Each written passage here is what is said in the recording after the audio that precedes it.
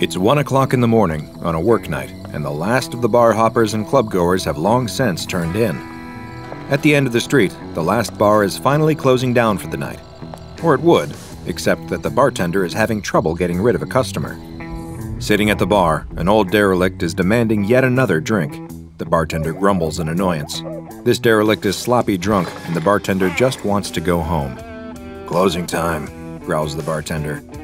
"Just one more," protests the derelict, shaking his empty glass for emphasis. "I've got money." He laughs at his own words, his giggles ending with a loud belch that blows a cloud of aromatic vapor into the bartender's face.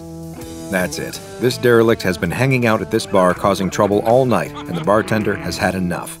"Get out of here," says the bartender as he hustles the wobbling derelict out the door. "You're done." The derelict creaks and totters as he stumbles out into the street. The night's festivities are really hitting him.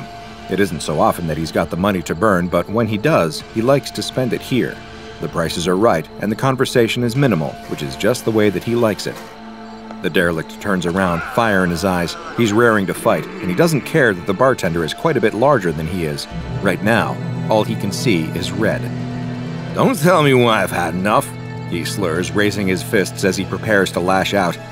But the bartender has already slammed the door in his face.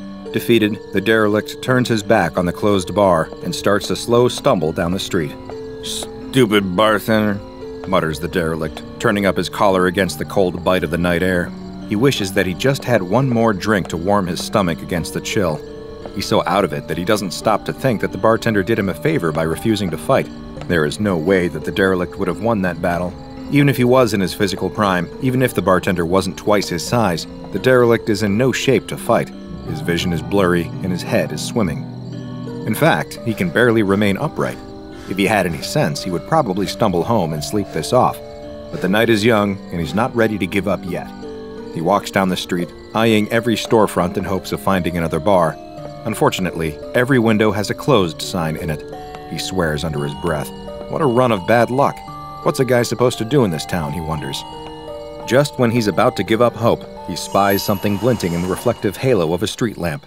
He stumbles closer to get a better look, and he can hardly believe his eyes. Finally, his luck is changing. Someone has abandoned a half-empty bottle. "Well, hello there, little friend," says the derelict. He struggles to focus, but the world is spinning. In his confusion, he could swear he's seeing things. But no, he can feel the heft of the glass bottle in his hand, and he knows that it is as real as he is. "Who left you behind? Who would leave a perfectly good bottle just sitting out here?" He recognizes this brand. There's only about 3 fingers of liquid left, but that's better than nothing. Some people might balk at drinking out of a random bottle that you found on the street, but the derelict doesn't give it a second thought. He tips the bottle back and slurps it all down. It burns going down, just as it should, he thinks. He sighs in contentment as he feels the harsh liquid warm his stomach. Perfect. That really hit the spot. But what happens next surprises him so much that he can't believe his eyes. There's still liquid in the bottle. He blinks, wondering if maybe his adult brain is playing tricks on him, but he shakes the bottle cautiously and is rewarded with the telltale swish of liquid. That's no illusion. He takes another swig, guzzling it down. Normally, he'd drop the bottle to the ground and stumble on, but something makes him pause. He maintains his grip on the bottleneck and raises it again to take another look. And sure enough, there's still more left in the bottle. The derelict cannot believe his luck. He feels like he must have won the lottery. He's found a never-ending bottle. Already his mind is reeling with possibilities. "That bartender really thinks he's so smart," he mutters to himself as he weaves unsteadily. "But I don't need him anymore. See if I ever go to this stupid bar again. He just lost his best customer. Now that I have you, little bottle, I don't ever need to pay for drinks ever again." "It's the best day of my life," crows the derelict, raising his arms in triumph. He's barely able to stagger back to his home, a seedy apartment on the bad side of town, before he passes out on the floor. The morning sun rouses the slumbering derelict, and he rises with a groan. His whole body aches, and his mouth feels dry and parched. That's par for the course after a night of drinking, but somehow this hangover feels different. He puts that thought out of his mind as his mind returns to the strange, never-empty bottle that he discovered the night before. It's lying on its side on the floor next to him. He reaches for the mysterious bottle, only to find that, in fact, the previous night was not a dream. The bottle still contains just as much as it did the night before. He can't explain it, but the derelict isn't about to question his good fortune.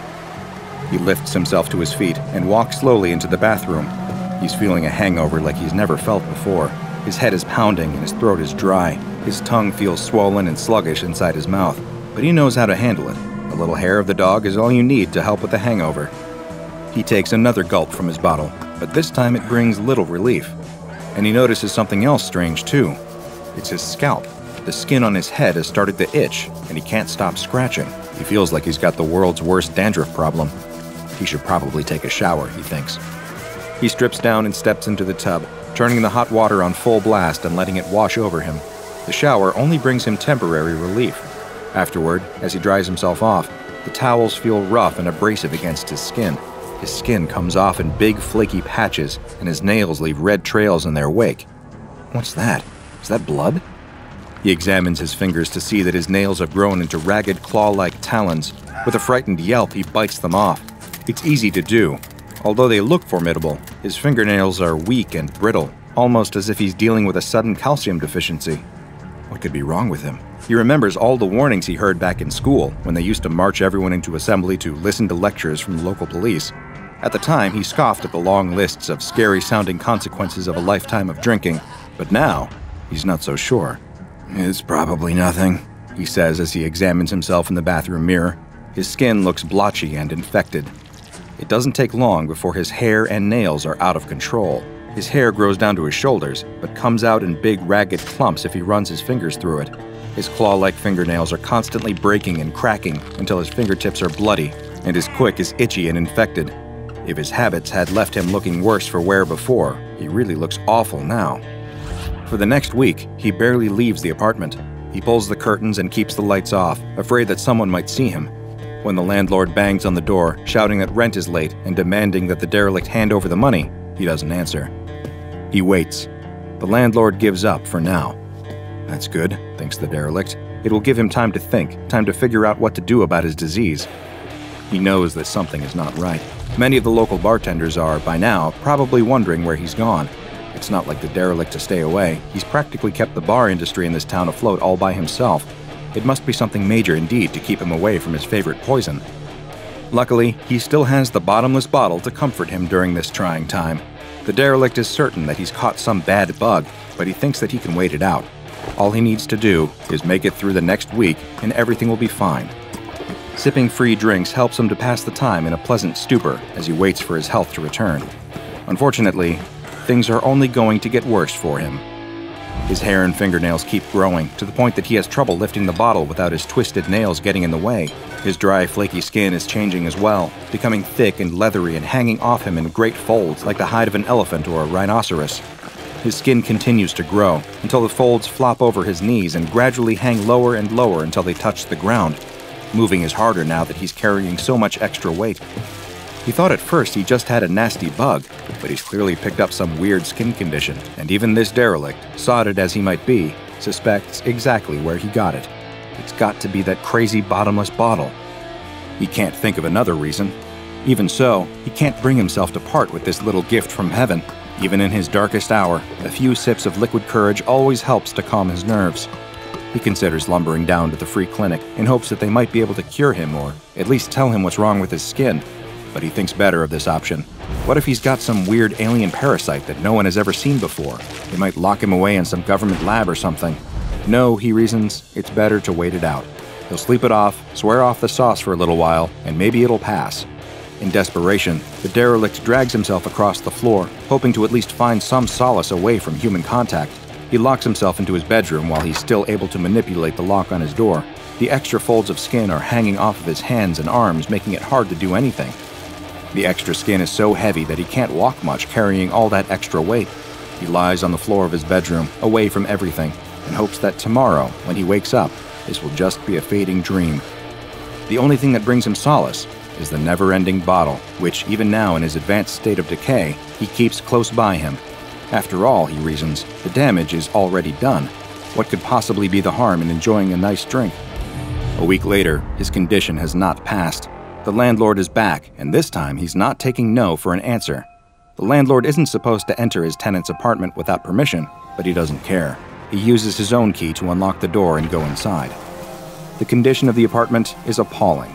The furniture is broken, the floor is covered with unidentifiable filth, and there's a rotten stench in the air. The landlord wants to throw up as the full weight of the musty smell hits him in the face. It's as if someone has been living in here without any ventilation, with all the windows firmly closed and sealed. A sudden noise from the bathroom draws his attention. Of course, thinks the landlord, that old bum is hiding in there. He thinks I won't find him. The landlord steels his resolve and heads towards the bathroom, determined to get the money that he feels is owed to him. But what greets him when he steps through the door isn't the derelict anymore. It isn't even human. The creature in the bathroom is a massive pile of ambulatory skin folds. The skin flaps have grown so large and cumbersome that the derelict within can barely move. They sprout all over his body, covering him so that he looks more like some kind of alien sea cucumber now than any human. The landlord stumbles backwards, screaming in terror at the sight, unable to comprehend what he's looking at. Improbably, the creature reacts to the noise, and a ripple of movement spreads across its surface. It starts to move, despite not having any legs.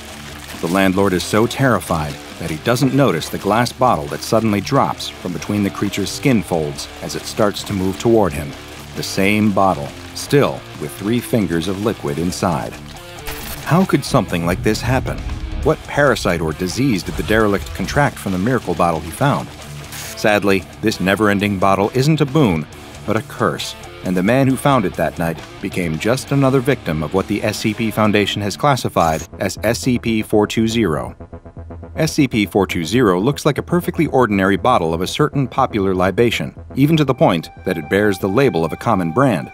The bottle always contains a small amount of a mysterious liquid known as SCP-420-1. If this liquid is poured out, SCP-420 will always replenish itself. When SCP-420-1 is potent, it is physically, chemically, and molecularly indistinguishable from ordinary whiskey, although drinking will have an effect far greater than even the strongest liquor. When SCP-420-1 is poured out of SCP-420, though, it undergoes a strange transformation, eventually losing its potency and changing until it is indistinguishable physically, chemically, or molecularly from urine. Consuming potent SCP-420-1 instigates a bizarre physical transformation called SCP-420-2 in 6 stages.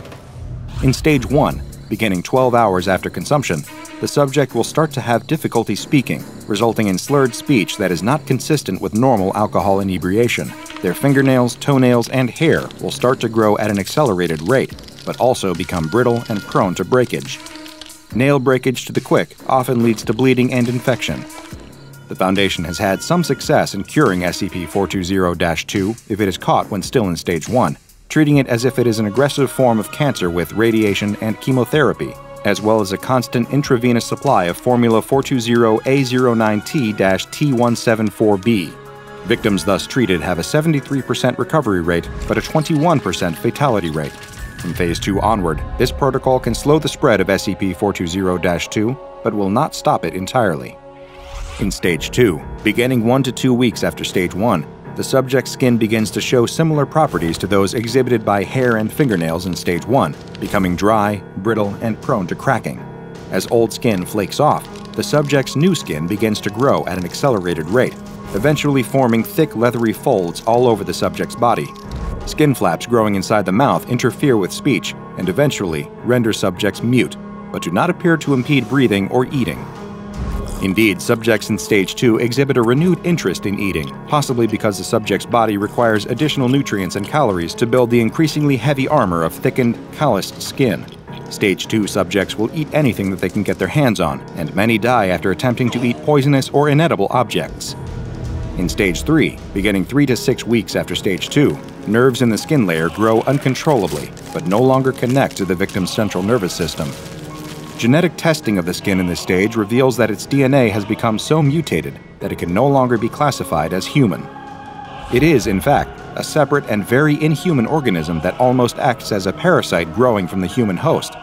The skin may develop tumor-like growths, which appear to be analogous to human muscle and secretory cells. Hair and fingernails sprout randomly from the mass of skin. By Stage 4, beginning 3 to 7 days after Stage 3, the skin has become a mass of thick, leathery folds, completely covering the human host to the point that they disappear completely. The skin begins to exhibit random twitching movements, as though it is indeed a living organism finally coming into its own as a life form and testing out its new body. The human subject within the skin continues to eat, although brain scans reveal that they are no longer in control of their mouth. Instead, the skin entity forces the mouth to move by moving the attached skin. Small holes begin to form in the skin, eventually growing into narrow tunnels or throats that lead back to the now trapped body of the helpless subject. The subject is still consumed with a ravenous hunger and will eat anything that they can get in their mouth. In Stage 5, beginning 1 to 2 days after Stage 4, the skin begins to move in patterns indicating rudimentary intelligence. The skin, although still attached to the original subject, is now completely and distinctly non-human. It is its own organism. It can move of its own accord, dragging the trapped host along for the ride, and it moves and feeds much in the manner of an extremely large amoeba. It feeds by excreting a digestive enzyme onto foodstuffs and then enveloping the nutrients with its skin folds, again like an amoeba surrounding its food. The food is taken into the throats. These tunnels connecting the outside of the skin to the now completely subsumed host are now directly connected to the host's circulatory system and function as additional mouths. They can consume nutrients which are moved down their length by bristly hairs and further broken down by grinding keratinous plates before being taken into the host's body. Most hosts will remain in Stage 5 indefinitely, although there still remains a much more dangerous Stage 6 yet to come. At this time, it's unknown what factor triggers SCP-420-2 to develop into Stage 6. Little information about Stage 6 is available at this time, although it is known that it involves even more accelerated skin and keratin growth, resulting in a sudden increase in size and mass. Perhaps the most terrifying part of the entire transformation is that the host remains alive for the duration of the process, and sometimes even after SCP-420-2 has settled comfortably into its new life at Stage 5. Mercifully, most hosts will have completely succumbed to insanity by this point, although some are shown by brain scans to still be self-aware and quite calm, perhaps fading into a Zen-like state as they accept the inevitability of their fate. SCP-420 is contained in a storage locker at an undisclosed site maintained by the Foundation, and it is only to be removed from this locker by SCP staff with Level 3 clearance or higher. It has been given the Safe class because, despite the horrifying nature of its effects, at least it doesn't move anywhere. Samples of SCP-420-1 not in use by testing should be stored in the container marked SCP-420-1 Decon in Locker 1014-420 until they lose potency, at which time they can be disposed of as biohazardous liquid waste. Victims infected with SCP-420-2 are not contagious and should be contained in standard solitary D-Class secure confinement. On reaching Phase 3, subjects should receive double rations. Due to the extreme danger of Phase 6, any subjects who reach Phase 4 should be closely monitored for signs that the condition may be advancing further, in which case they are to be immediately destroyed by incineration. Knowing the fate that befalls victims of SCP-420 should make anyone think twice about drinking out of a random bottle that you just found in the street, though personally, I think that's just common sense. A young man tosses and turns in bed. He adjusts his pillow and tries sleeping on his back, his side, his stomach, but nothing works. He rolls over to check the time. 3 a.m. This is the third night in a row he hasn't been able to fall asleep. He feels tired. He wants to sleep. But every time he closes his eyes and sleep starts to creep in, something happens. And suddenly, he's wide awake again. It's as if someone keeps flipping a switch in his brain to awake, and there's nothing he can do to stop it. It's affecting everything in his life. He can't concentrate in class, his work performance goes down the drain. Even his hobbies become completely unenjoyable. All he wants to do is sleep. His friends and family can tell something is wrong. It's as if he has become a different person, and they urge him to go see a doctor. But the doctors tell him there's nothing they can do for him. He's perfectly healthy otherwise. He should try some natural remedies like valerian root and get more exercise. He has no idea how many days he's been awake now. 4, 5, maybe more. At this point, the lack of sleep isn't even the worst part. It's the hallucinations. Sometimes they're just a shadow dancing outside of his vision, but others are incredibly vivid, feeling more real than his now dreary life does. He had to stop going to work and class entirely since he can't concentrate for more than a couple of seconds at a time. His friends don't want anything to do with him. And who can blame them? He has uncontrollable mood swings and lashes out for no reason. He's tried every sleep remedy there is. He took the doctor's advice and exercised as hard as he ever has. But with never being able to sleep, he has no energy left. He's becoming a living zombie. He gets up out of bed but loses his balance and collapses to the floor. He tries to get up, but he can't. He'll just lie there for a while. He starts to drift away, and he readies himself for the jolt that always wakes him back up. But this time, it doesn't come. The wave of sleep that starts to wash over him feels different this time, though. It's heavier, more peaceful, and more permanent. Hi, I'm Dr. Bob, and this is SCP-966, also known as Sleep Killer.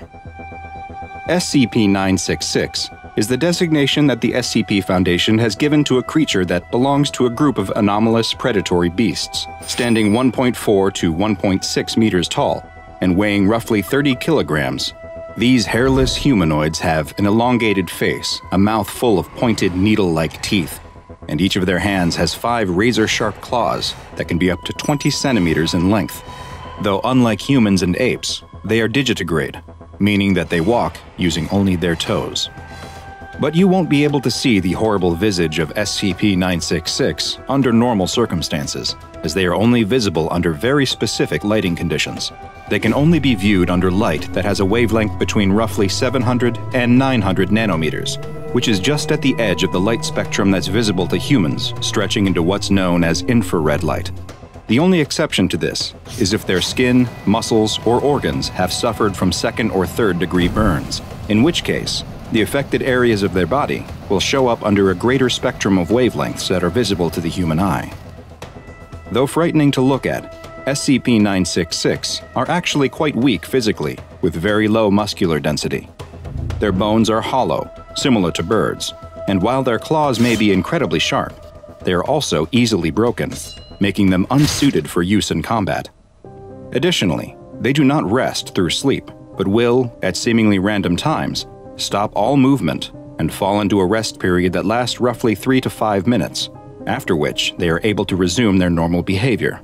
With all of these physical shortcomings, how did SCP-966 gain a reputation as such a fearsome hunter? The secret lies in their ability to emit bursts of a previously unknown type of wave. Hunting either alone or in pairs, SCP-966 uses this wave to inhibit its prey's ability to enter any of the restful sleep stages, and also stops the ability to microsleep. These waves have been observed to be effective at up to 20 meters, though tests have shown that they can be blocked by post-transition metals, of which lead appears to be especially effective. SCP-966 hunts and feeds on medium to large-sized animals, which includes humans. And once their quarry has been targeted by the sleep-inhibiting waves, the effect is permanent, with no method having yet been discovered that will allow them to regain the ability to sleep. Experiments have shown that unconsciousness can be induced in other ways, such as with the use of general anesthesia, though these methods have ultimately proven to be ineffective, since although the victim is unconscious, they are still not receiving any of the restful benefits of sleep while in that state. The effects of sleep deprivation on humans, both mentally and physically, are devastating. Symptoms can begin setting in after just 24 hours that can include mood swings, memory issues, and sensory impairment. After 2 to 3 days, the body's hormones become deregulated, and bodily functions like hunger, thirst, and temperature fluctuate wildly as cognitive abilities start to dramatically decline. Hallucinations, paranoia, and fits of rage are common, and the risk of death from sleep deprivation increases with each day that passes without sleep. And this is exactly what SCP-966 wants. After surreptitiously sending a burst of sleep deprivation waves at their victim, they will then stalk their prey until lack of sleep finally leads to total incapacitation, at which point SCP-966 consumes them. SCP-966 have proven to be both extremely quiet and agile when hunting. However, they have actually been observed intentionally making threatening noises around their prey, presumably to further increase their already elevated stress levels, and potentially hastening their mental degradation. On rare occasions, they will even physically assault their victim to further degenerate their mental and physical health. Some of SCP-966's prey will experience especially intense hallucinations and bouts of rage, which is theorized to be caused by prolonged exposure to multiple instances of their sleep-stopping waves. Why some victims are exposed to multiple waves when a single instance has been shown to be 100% effective is unknown, and it's hypothesized that they may only engage in this behavior when especially hungry, to try and speed up the process, though others have put forth the theory that SCP-966 may take some perverse form of joy in seeing its victims suffer prior to expiring. Wild instances of SCP-966 have been found across the globe, and while the SCP Foundation has been successful in thinning their numbers, they still exist in high enough numbers to pose a serious threat to humanity. For these reasons, they have been assigned the classification Euclid. Mobile Task Forces Iota-1 and Iota-2, codenamed the Dream Hunters and Air Chasers respectively, are continually monitoring for any reports of sudden or violent deaths related to sleep deprivation in order to identify and neutralize the remaining instances of wild SCP-966. 4 SCP-966 specimens, 3 males and 1 female, have been acquired by the Foundation, and they are currently contained in a 10 by 10 meter room that is lined with lead and equipped with infrared security cameras. Each specimen is fed 20 kilograms of meat each month, and in the event that the female specimen gives birth, the new specimen is to be taken for observation and study before being disposed of prior to reaching maturity. A pair of urban explorers are standing in front of a rather creepy-looking public school building. One explains to the other that it has been abandoned for years, though no one in the town seems to know exactly why. The two pull a board off one of the windows and climb through. The inside looks pretty much like they were expecting. Their flashlights reveal that years of squatters, teens partying, and wild animals have left plenty of refuse and debris lying around. There are 2 wings branching off the central portion of the building. They pick one of them to explore and start walking down the hall. As they make their way down past the graffiti-tagged walls, they stop to investigate one of the classrooms. It looks to be in the same bad state as the rest of the building, but incredibly, they're still writing on the chalkboard, as if the teacher stopped in the middle of a lesson and walked out. There's even a shriveled old apple still on the desk. As they exit the classroom back into the hallway, one of them stops. Wasn't the graffiti on the wall different before? Impossible. They must be mistaken. They keep walking and come to a stairwell. Time to explore the upper floors. They head up the stairs to the second floor and poke their head out. Everything looks to be about the same as on the first floor. They go back into the stairwell and start heading up again.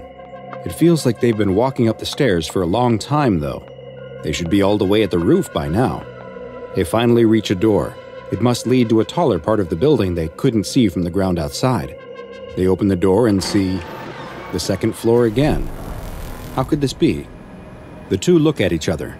They've explored a lot of strange abandoned places, but nothing has creeped them out like this before.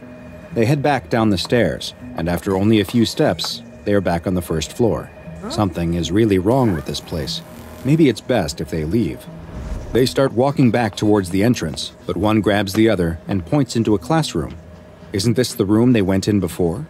It has to be. The same apple is on the desk, but the complicated physics lesson has been erased. Now the chalkboard has just a simple phrase written on it. The children used to sing. The two scream and run out of the classroom. But which way is the entrance? The hall appears to stretch on in either direction before turning at 90-degree angles. This isn't right. The entrance was definitely visible from outside the classroom before. They pick a direction and start to run. The hallways seem to go on, turning in ways that should double back on themselves, but they still can't find the entrance. They try going back up through a stairwell, but just like before, there appears to be either too many or not enough stairs between the floors. The explorers keep running, checking rooms for a way out. Somehow they keep finding that same room with the rotten apple on the desk.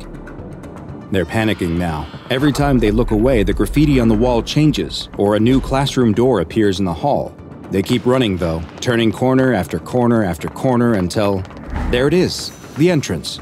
But it's then that one of the explorers realizes he is all alone. He must have outran his friend. He looks at the entrance. It's so close. He starts to step towards it, but no. He can't leave his friend. He'll find him. He turns around and right in front of him is the same classroom again. The one with the apple. Only this time, his friend is in there, sitting in a desk in the middle of the room, asleep. Gathering the last of his courage, he runs into the room and tries to wake his friend, but he won't come out of his deep sleep. He pulls him out of the desk. If he won't walk out, he'll drag him out. He pulls him out of the classroom and down the hall towards the entrance. They're almost home free. He's just feet away from the door. He reaches out with his free hand and grabs the handle. Locked. He starts banging on the door, terrified that they'll be trapped in this place forever, when suddenly the doors swing open. Two stern-looking men in suits are standing in front of him. "You aren't supposed to be here," one of the men says, as the other picks up his friend, throws him over his shoulder, and escorts the both of them out of the school. What these urban explorers didn't know is that they had just unintentionally entered a mysterious anomaly that the SCP Foundation has designated SCP-026, a strange location that has been given the nickname After School Retention. SCP-026 is a 3-story building that used to be a public school prior to it being shut down and condemned after both staff and students reported various anomalous properties in the building. They described hallways that seemed to change in length, classrooms disappearing and reappearing, and stairways with different numbers of steps leading up and down. The discrepancies between the building's blueprints and the reported interior were strange enough, but the former school truly came onto the Foundation's radar after the disappearances of multiple people in the area were linked to the location. It was initially believed, after sending in robots equipped with video equipment to explore the school, that the spatial anomalies were actually caused by an anomalous mental effect the space was having on people's perception, and that the physical layout of the school was not actually changing. However, additional exploration has proven that this is not the case. The physical space of the school does in fact seem to change, and even the exploration robots are affected by this shifting geometry. The inside of the school is covered in a substantial amount of graffiti, and most of it is the type you'd expect to see in any abandoned space. Gang signs, names, and street art, for example. But it appears to fade in and out, and will change location. The writing on the chalkboards in the classroom appears to do the same, and just like the graffiti, much of what is written on the chalkboards is what you would expect to find in a school. Most of the writing relates to basic subjects like math, literature, and biology. However, some of the subjects that have appeared are highly advanced and out of place in a non-university setting, such as the notes on quantum entanglement that were found on a chalkboard. Bizarrely, the phrase, "the children used to sing," has been found multiple times in a variety of places around the building, though researchers are still left without an answer as to what it means or what significance it holds. But the anomalous nature of the writing inside of SCP-026 doesn't stop there. The written content of books, notepads, and other pieces of paper brought into the school have been observed to disappear, leaving blank pages behind, only for the writing to reappear as graffiti or on the chalkboards. It is unknown why or how this is happening, but those working within SCP-026 are advised to be careful of what written materials they bring inside. Multiple unconscious persons have also been found in the building. Several of the people found in the school have been identified as either former students or faculty of the school, including teachers and janitors, all of whom had been reported missing in the years following the school's closure. Despite some of them disappearing as long as 10 years after the school closed, when they are found inside SCP-026, they appear much younger than they should be, with the majority being high school aged and dressed in the style of the school's dress code in the time before it was shut down. It is currently not known how they ended up inside of SCP-026 or why they present as being a younger version of themselves. Attempts to wake unconscious people while still inside the school are always unsuccessful. However, once they are transported outside of SCP-026, they will immediately awaken. All have displayed signs of confusion in their brief moments of consciousness, before quickly dying from what appears to be severe dehydration. Their bodies will then experience rapid advanced decomposition. No useful information on the nature of SCP-026 has been gleaned from any of these subjects in the brief period after removing them from the school that they are conscious and alive. There have also been several cases of D-Class personnel who had participated in SCP-026 research disappearing from Foundation control, only to be found within the school at a later date. All are found sleeping and experience the same fate as the others who mysteriously appear within the school. The same inability to wake up while inside the school appears to also apply to those who enter SCP-026 and fall asleep. though they do not suffer the same gruesome fate upon being removed from the site and waking. Such was the case for a Foundation agent who, during a routine security check of the site, was found sleeping in the entranceway of the school by his partner. They were unable to wake the agent up, and he was moved outside the building.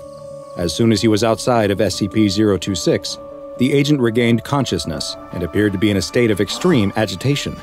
In later interviews, he reported that he had dreamed he was in a strange classroom, and the same dream has been reported by all subjects who have fallen asleep in the school, as well as by the D-Class personnel who were later found inside. They all describe that in the dream, they are sitting inside of a classroom that closely resembles those found in SCP-026, though in the dream it is in a condition that matches how it likely appeared while it was still a functioning school. The bell rings, but no one moves, and raising their hand does not get the teacher's attention. Everyone is just sitting silently. If they try to leave the classroom, they find the door is locked. They then notice what is really off about the dream. Everything is in black and white, except for the dreamer, who looks down at their own hands and realizes that they are in color. Just as they begin to realize that they are dreaming, and that they are the one who is out of place, they wake up. This dream will persist, recurring over and over, and each time it takes the dreamer longer and longer to realize that they are dreaming. They also notice each time that their hands are a little more gray. Research into SCP-026 is ongoing, and all potential entrances, including both doors and windows, are to remain locked and boarded up in between investigative missions. Alarms have been placed around the location to alert Foundation personnel in the event that civilians or any other unauthorized personnel gain entry to the site. Due to the fact that even with these precautions, people continue to be found within SCP-026, and there has not yet been a reliable way discovered to prevent it, this anomaly has been classified as Euclid. While you do not appear to be at risk of any serious danger if you have not previously fallen asleep in SCP-026, pay attention to your dreams, and if at any time you find yourself back in a classroom setting where things seem, well, off, contact the nearest SCP Foundation personnel to receive Class A amnestics in order to minimize any risk of you experiencing an after-school retention. A group of 3 Class D personnel approach the locked containment chamber. One of them is carrying a bucket and mop, but all 3 of them look jumpy and hesitant to move forward. An SCP Foundation guard walking behind them gives one of them a push forward with the barrel of his gun, and they continue stepping towards the cell door. All 3 of them nervously stare at the heavy, locked metal door. Behind it, the sound of stone scraping against metal can be heard coming from inside. A second guard standing next to the door asks the 3 if they are ready. They don't answer, and the guard starts to laugh. They never are. The guard loudly announces that special containment procedures are beginning now. You know the rules. 2 maintain eye contact at all times while the other cleans. If you have to blink, do it 1 eye at a time, and announce before you close even 1 eye so everyone knows. The guard turns and starts to enter a code into the keypad next to the door. Each of the D-classes take a couple hard, last blinks, taking the last opportunity they have to shut both of their eyes at the same time before they begin. With a loud hiss, the sealed chamber door unseals. "All right, eyes up," the guard commands. The door opens to reveal a small, dimly lit chamber. There are no furnishings, and much of the metal floor and walls are covered in a reddish-brown substance. And there in the corner is what they've heard stories and rumors about. The thing that has given them nightmares ever since they learned that they would have to enter its containment chamber, SCP-173. Or, as most of the staff in the SCP Foundation call it, the sculpture. It looks so unassuming in person. Just a crude, concrete figure with a stupid-looking spray-painted face, standing motionless in the corner. The 3 D-classes get another push from the guard behind them, and they enter the chamber. The 2 assigned to watch SCP-173 assume their position in the middle of the room, their eyes locked on the sculpture as the other starts cleaning the foul substance off the floor and walls. It smells terrible, like a mix of old blood and human waste. The 2 assigned to watch 173 pay no attention to the one cleaning, though. They follow protocol to a T, maintaining their vigil and announcing each time they are going to blink, even if it is only 1 eye. The 3rd one continues cleaning, trying his best to keep his own eyes locked on the sculpture as he attempts to mop around it without getting too close. D-5933 does his job and doesn't break eye contact with SCP-173. Even though it hasn't moved, he can feel the presence of the sculpture, something within it, just waiting for him to slip up. to let his eyes avert for just one split second. They say that's all it takes. You stop looking for even an instant, and it's all over. With all of the fear coursing through his veins, it is hard to maintain focus. All he can think about is how dry his eyes feel, and blinking them one at a time never seems to be enough. He wants so badly to shut his eyes, to end their itchy, dry feeling. But he can't. Even with another watcher, it's too risky. There's suddenly a loud crack, but D5933 doesn't move his eyes away from 173. He can see in his periphery that the other D-Class dropped his broom and instinctively looked down at it. Luckily for him, there were others watching. D5933 shifts in place, taking a step back and bumps into something. He can't look at what it is, but he reaches behind him and feels that it's the other D-Class watcher. But wait a minute, why is he facing the other way? "What are you doing? What's going on?" he asks, his eyes never leaving SCP-173. "What are you talking about?" the other D-Class asks back. "You're facing the wrong way." "I'm facing the wrong way? You're facing the wrong way. We're supposed to be watching 173. What are you looking at?" "I am looking at 173. What are you looking at?" D5933 doesn't know what's going on and starts to panic. The one cleaning is focused on his task, trying as hard as he can to quickly mop up an especially dirty corner of the cell. It's the worst sound D5933 could have heard. "Achoo!" A sneeze, just inches behind his head, followed by the sound of bones being cracked, a scream that was cut off too short, and then a sick thud as a body dropped to the floor. D5933 doesn't even have a chance to scream before a pair of concrete hands grab his neck and his own head is twisted around to see another identical-looking sculpture staring back at him. "Ladies and gentlemen of the O5 Council, we have a problem." A senior researcher is giving a presentation to a group who remain largely in the shadows, obscuring both their identities as well as their reactions to his horrendous news. SCP-173, through means which we have not yet been able to determine, has multiplied. There's no reaction from any of the 13 figures seated around the large, curved table. The researcher in charge of SCP-173 waits for a response, anything at all, but after receiving none, he clears his throat and continues. "We gave each of the new instances their own designation, SCP-173-1 and SCP-173-2. Two of the D-Class on observation duty during their regular cleaning of 173's cell were killed. The third was able to keep them both in his line of sight until they could be recontained and moved into separate cells." Again, no reaction from the shadows. But as you know, this wasn't the end of it. At some point, the instances of SCP-173 multiplied again, each splitting to form yet another instance. SCP-173-1 through 4 are all contained separately, but we don't know if or when another split will occur. The senior researcher waits, but no one on the O5 Council speaks or moves until the one seated in the very middle slides a piece of paper across the table in front of him. The senior researcher looks confused. He looks to the mobile task force guard stationed near the door, but he too remains expressionless, eyes locked straight ahead. The researcher, unsure of what else to do, steps away from the lectern and walks towards the table. He picks up the piece of paper and reads it. Object class, upgrade from Euclid to Keter. Orders, continue observation. The senior researcher nods in agreement, thanks the O5 Council for their time, and leaves the room. Lights flash and siren blare in the halls of Site-19. It's a containment breach. Facility staff, researchers, and site guards all run down the hall, screaming, trying desperately to get away. There's no hope for any of them, though. In a flash, SCP-173 instances appear behind them, snapping their necks and dropping them to the floor before moving on to their next victim. There must be dozens of them. Even as a guard tries to keep their eyes on one instance, preventing it from moving, another appears behind them. The staff of Site-19 flee for their lives, screaming for someone, anyone, to help them. The senior researcher presses pause on the video. The terrified face of the senior researcher who gave the last presentation is frozen on the screen. An instance of SCP-173 is directly behind them, its hands wrapped around his neck in the split second before his life was snuffed out. The new researcher giving the presentation looks considerably more frazzled than his predecessor. He explains to the O5 Council that following this horrific containment breach at Site-19, at least 61 instances of SCP-173 are now unaccounted for. It is still unknown how they are replicating, but worryingly, there is evidence that the process may be speeding up. He presses play on a new clip from the security footage, which shows what appears to be multiple instances of 173 working in tandem, some using their bodies to block exits, others creating choke points in the facility corridors. We have theorized that SCP-173, as we are now referring to the collective instances, may possess a form of hive intelligence.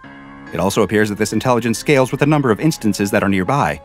This allowed them to implement tactics that thwarted our containment efforts, as they used instances to block our containment teams from being able to pursue others. What you have in front of you is a proposal for revised special containment procedures.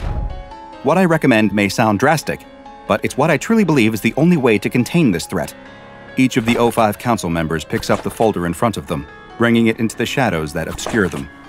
What I propose is that SCP-173 instances no longer be kept in containment cells, but instead placed inside of form-fitting metal containers. We can then use SCP-120 to transport the instances to the Foundation site on the lunar surface. The facility will have to be abandoned, of course. It's too risky to maintain a presence there, but each of the instances will be fitted with a tracking collar to ensure that we will be able to detect if any of them are somehow able to escape. The senior researcher waits. After a time, a paper is once again slid across the table. He approaches and picks it up. He sees that it is the same folder containing the revised Special Containment Procedures proposal. He opens it to find that it has been stamped, approved. Breaking news flashes across the screen. A worried-looking reporter appears as though she didn't have time to do her hair or makeup before rushing on air to deliver this special report. She explains that civilian deaths across North America are now estimated to be more than 500,000 people in the last 48 hours, as these still unidentified creatures continue their deadly rampage across the continents.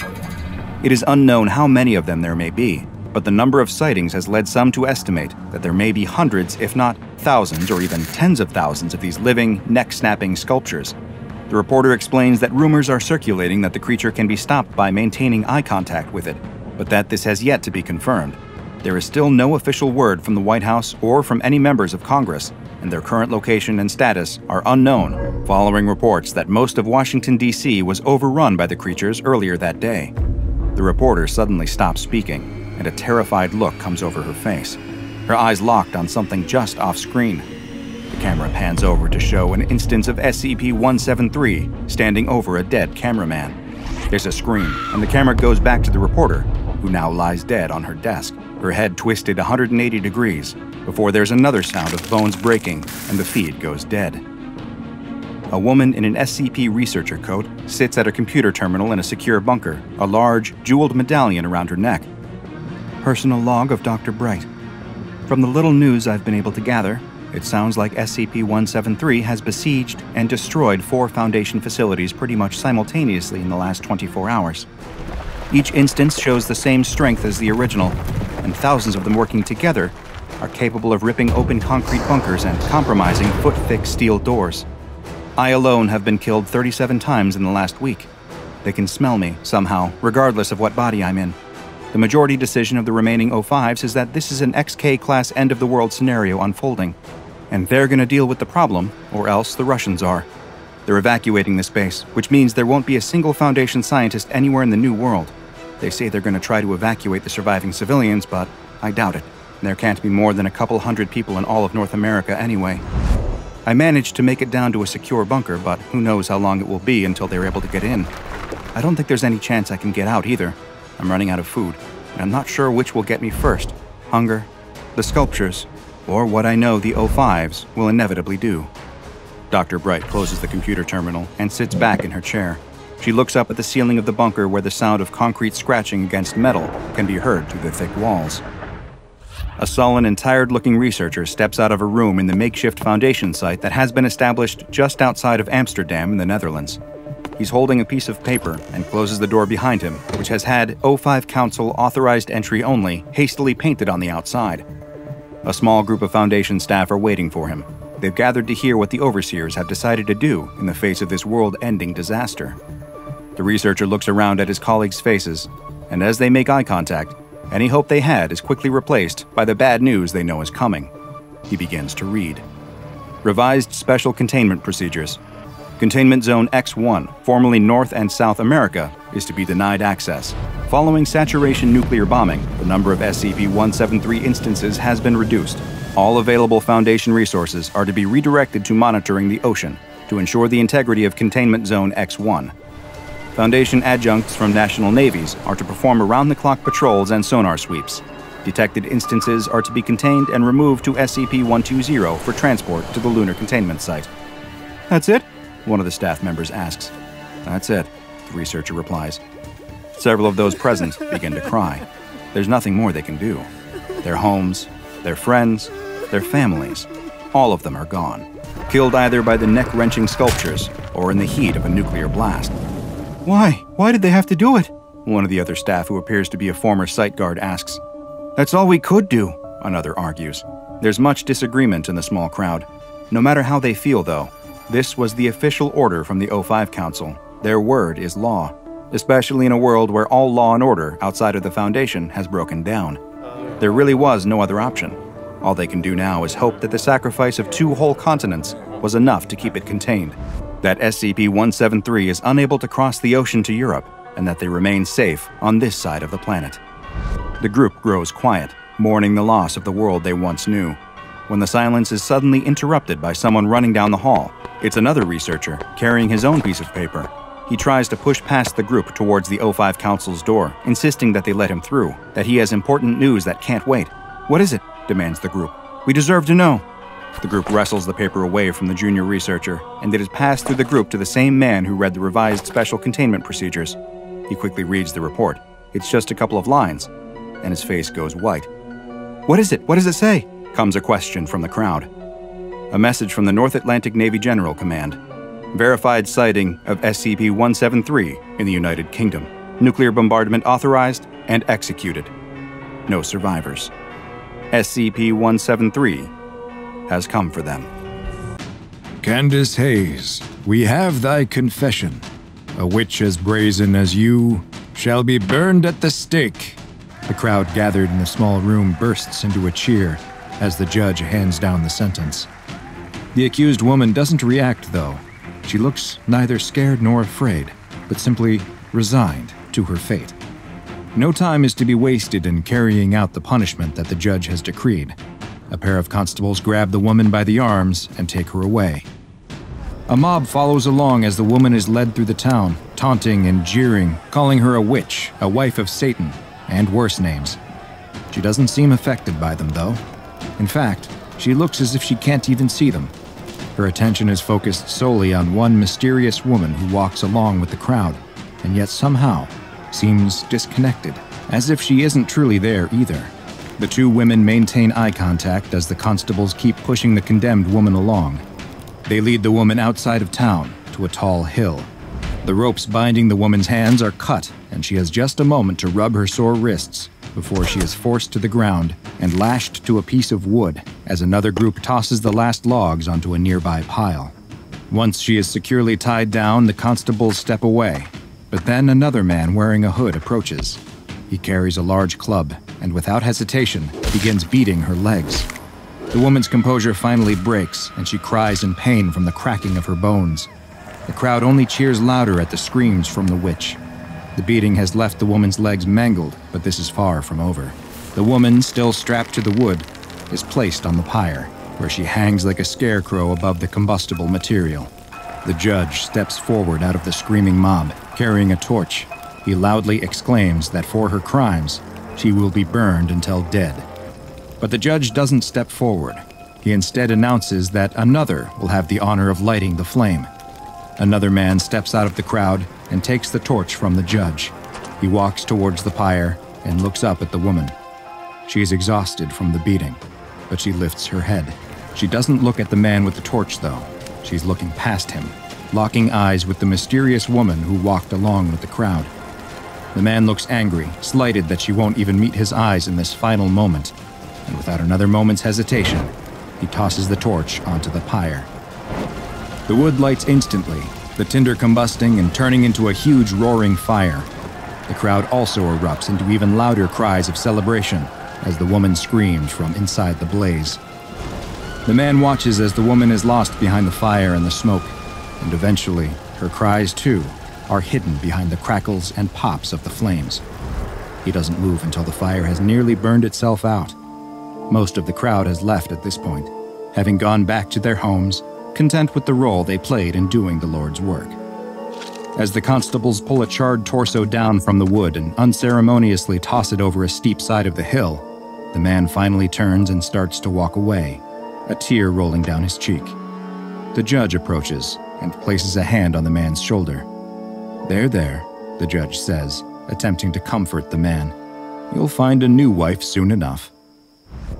Hundreds of people were accused of witchcraft in colonial America, and while it is likely that many were falsely accused, there is reason to believe that some were under the influence of, or were themselves, what we now describe as anomalies. And SCP-3998 is just such an example, better known as the Wicker Witch Lives. SCP-3998 is a human cadaver which dates from the late 17th century that is covered in fourth-degree burns and is missing its legs. There is also evidence of extensive blunt force trauma, but it is not known if the beating or the burning was the ultimate cause of death. At some point, the remains were collected and fastened into a scarecrow that is held together with wicker, nails, and wire. While a scarecrow fashioned from a cadaver is rather unconventional, what brought SCP-3998 to the SCP Foundation's attention were its other anomalous attributes. It constantly secretes a flammable liquid from its bones that primarily consists of ethanol and human fat, and every night between 11 p.m. and 4 a.m., the corpse ignites. This fire doesn't cause any damage to the corpse, though, and it is unknown how it produces the flammable liquid or ignites. 3998 does not keep its flames to itself, though. It appears that the SCP targets those who have either killed or physically abused a romantic partner, causing them to catch fire as large quantities of boiling ethanol appear in their stomach. Their midsection will eventually melt and then explode, leading to amputation of the lower half of their body. The fire burns both incredibly hot and unnaturally fast, and is unable to be put out until SCP-3998 is extinguished. A number of historical documents related to the case have been discovered and made available to Foundation researchers that shed light on SCP-3998, including excerpts from a 17th century diary belonging to a woman who lived near where the cadaver was discovered. In the entries, the woman describes attending the wedding of her neighbors, Aidan and Candace Hayes, though Candace did not seem especially happy with the arrangement. Candace is characterized as someone who likes to keep to herself, and who does not conform to the era's idea of a good wife. As a result, it appears that she became the victim of abuse at the hand of her husband. The diarist hypothesizes that Candace has brought this fate upon herself due to her behavior, which may stem from her being under the hold of the devil. In other words, the neighbor believes that Candace is a witch. Others must have had the same suspicion, because we also have records of Candace's interview with a Judge William Stoughton, who questioned her about the accusations of consorting with evil spirits. Candace readily admitted to this, though she disagreed that it was in any way evil. She told the judge that the rituals and magics she practiced were not inherently good or bad, and that anyone was capable of using the same tools. She went on to explain that she hated her husband, that she had been forced to marry him, and that he had been nothing but cruel and violent towards her. Candace also mentioned a name, Clovis, that the judge assumed to be the demon that she had made her cursed pact with. Candace appeared to offer no defense or excuses for her actions, and the judge sentenced her to die by burning at the stake, with her husband, Aidan, being the one to light the fire. The story of this witch trial was typical of the time, and that likely would have been the end of what we know about SCP-3998. But another historical document was located that has truly given a new perspective to this anomaly. A sealed letter found in the cellar of a home that is addressed to Candace, though it appears to have been written after her death. The letter is from her secret lover, and describes how they collected Candace's burnt bones from the bottom of the hill before binding them together with wicker and wire. The letter then describes how Candace's husband has recently restocked his own home with gin, which is well known to be extremely flammable. The letter ends with an affirmation of the writer's eternal love for Candace and is signed, Clovis. But perhaps the best information we have about the origin of SCP-3998 comes from an obscure local tale that was passed down orally for years and eventually documented on an urban legend website. The legend tells of a woman who promised her soul to a she-devil who taught her magic, but also offered companionship. When her husband found out, he contacted the local authorities and had the woman arrested. She was tried, her legs were broken, and she was hung up like a scarecrow before being burned alive. Her body was dumped off the side of a mountain, but the she-devil collected her bones and gave her life again. The need for revenge burned in the woman's heart, so in the middle of the night, she doused herself in her husband's gin, set herself on fire once more, and fell upon him as he slept, burning him alive so he could suffer the way that she did. SCP-3998 is currently held in a secure holding locker in Site-34 that is fireproofed and vacuum-sealed to prevent it from igniting. Every morning at 9 a.m., 3998 and its locker are cleaned to remove the secretions of flammable liquid.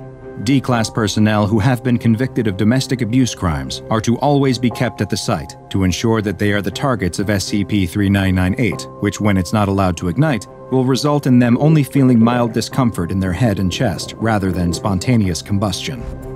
Due to its relatively easy method of containment, SCP-3998 has been classified as safe. However, recent developments have caused the Foundation to rethink this classification. Despite 3998 being securely contained, the number of arson-related homicides in the state of Massachusetts have actually increased following containment, with many showing the same damage to their body as would be expected in a victim of SCP-3998. And while it may be that these are the result of a yet uncaught serial killer who simply happens to employ similar methods of killing their victims, a recent re-examination of the SCP-3998 corpse has revealed more troubling details. The body of SCP-3998 does not belong to Candace Hayes, and in fact appears to be a male who was in his 30s at the time of his death. Following these new revelations, reclassification of SCP-3998 to Euclid is pending. Whether SCP-3998 is the body of Candace's husband Aiden, forced to endure an eternal punishment of burning again each and every night, or if it's some other unfortunate victim of a violent and painful death, is unknown, as is the ultimate fate of Candace and Clovis. But with the deaths that would appear to be attributable to SCP-3998 showing no signs of stopping despite containment, it can only be assumed that the Wicker Witch lives. A young man is in the middle of one of his regular night jogs through the park. He loves running through this park at night. It's dark, the air is cool, and the sounds of the city that surround the park disappear, offering peace, quiet, and a small reprieve from the busy world. He jogs along a path that winds through the park and starts upon a section that is surrounded on both sides by tall trees. He follows the path around a sharp bend and is stopped in his tracks. Standing there, in the middle of the track, is a figure. It has its back to him and isn't moving. He's tall and so uniformly black that he almost disappears into the night. Whoever or whatever this is, he's scared of it. But the creature doesn't move, and neither does he. He's frozen, unsure of what to do, when the creature suddenly turns his head towards him, revealing a pair of bright, glowing eyes. The runner is so terrified he can't even scream. He falls and crawls backwards in the dirt, trying to get away from the creature. The creature turns its body towards him and begins stepping forward. The runner scrambles to his feet and runs. He's sprinting as hard and as fast as he can, adrenaline pumping, heart pounding, trying to put as much distance as he can between himself and that thing. His muscles burn, his lungs ache, but he can't stop. Finally, he's back at his house. He bursts through the door, locking and bolting it behind him. His girlfriend is reading on the couch and doesn't understand what's going on. After struggling to catch his breath, he tries to explain what he saw on the path, but his girlfriend just laughs. A giant man with glowing eyes? He was just seeing things in the dark. It was probably a dog, nothing that would justify the panic he was now in. The next day, he's left wondering if he really was mistaken. Those piercing, glowing eyes are burned into his mind, though. Maybe his girlfriend was right, and it really was just a dog. Yes, that must be it. His mind was just playing tricks on him in the dark. Even so, he's going to stick to running inside, at least for a little while. But he soon finds that he's having a hard time. He notices that he's running out of breath much quicker than normal. Is he coming down with something? He doesn't feel sick, but then why is he suddenly so weak? 2 weeks have passed since he saw something in the park. No one he brought it up to, not his friends, not his co-workers, have ever heard of such a thing, and no one seemed like they believed him either. At this point, he is feeling sure that he really did imagine it, but he can't get that image of whatever it was out of his head. He can't keep running on a treadmill forever, though. He misses his night runs. It's time to get over his fear. He's running through the park again, enjoying the silence and the light breeze on his skin. He continues down the path, acutely aware that he's getting closer and closer to the spot where he saw that thing before. He can't stop, though. He has to prove to everyone that he's not afraid. He has to prove it to himself. He reaches the part of the path that runs through the tall trees. Just like before, the sounds of the city melt away, the only sound coming from his steady, heavy breathing. He follows the winding path and feels his heart starting to race, but he has to keep going. He rounds the same corner and nothing is there. He slows to a stop. Of course nothing is here. Nothing ever was. He really did imagine it. Or did he?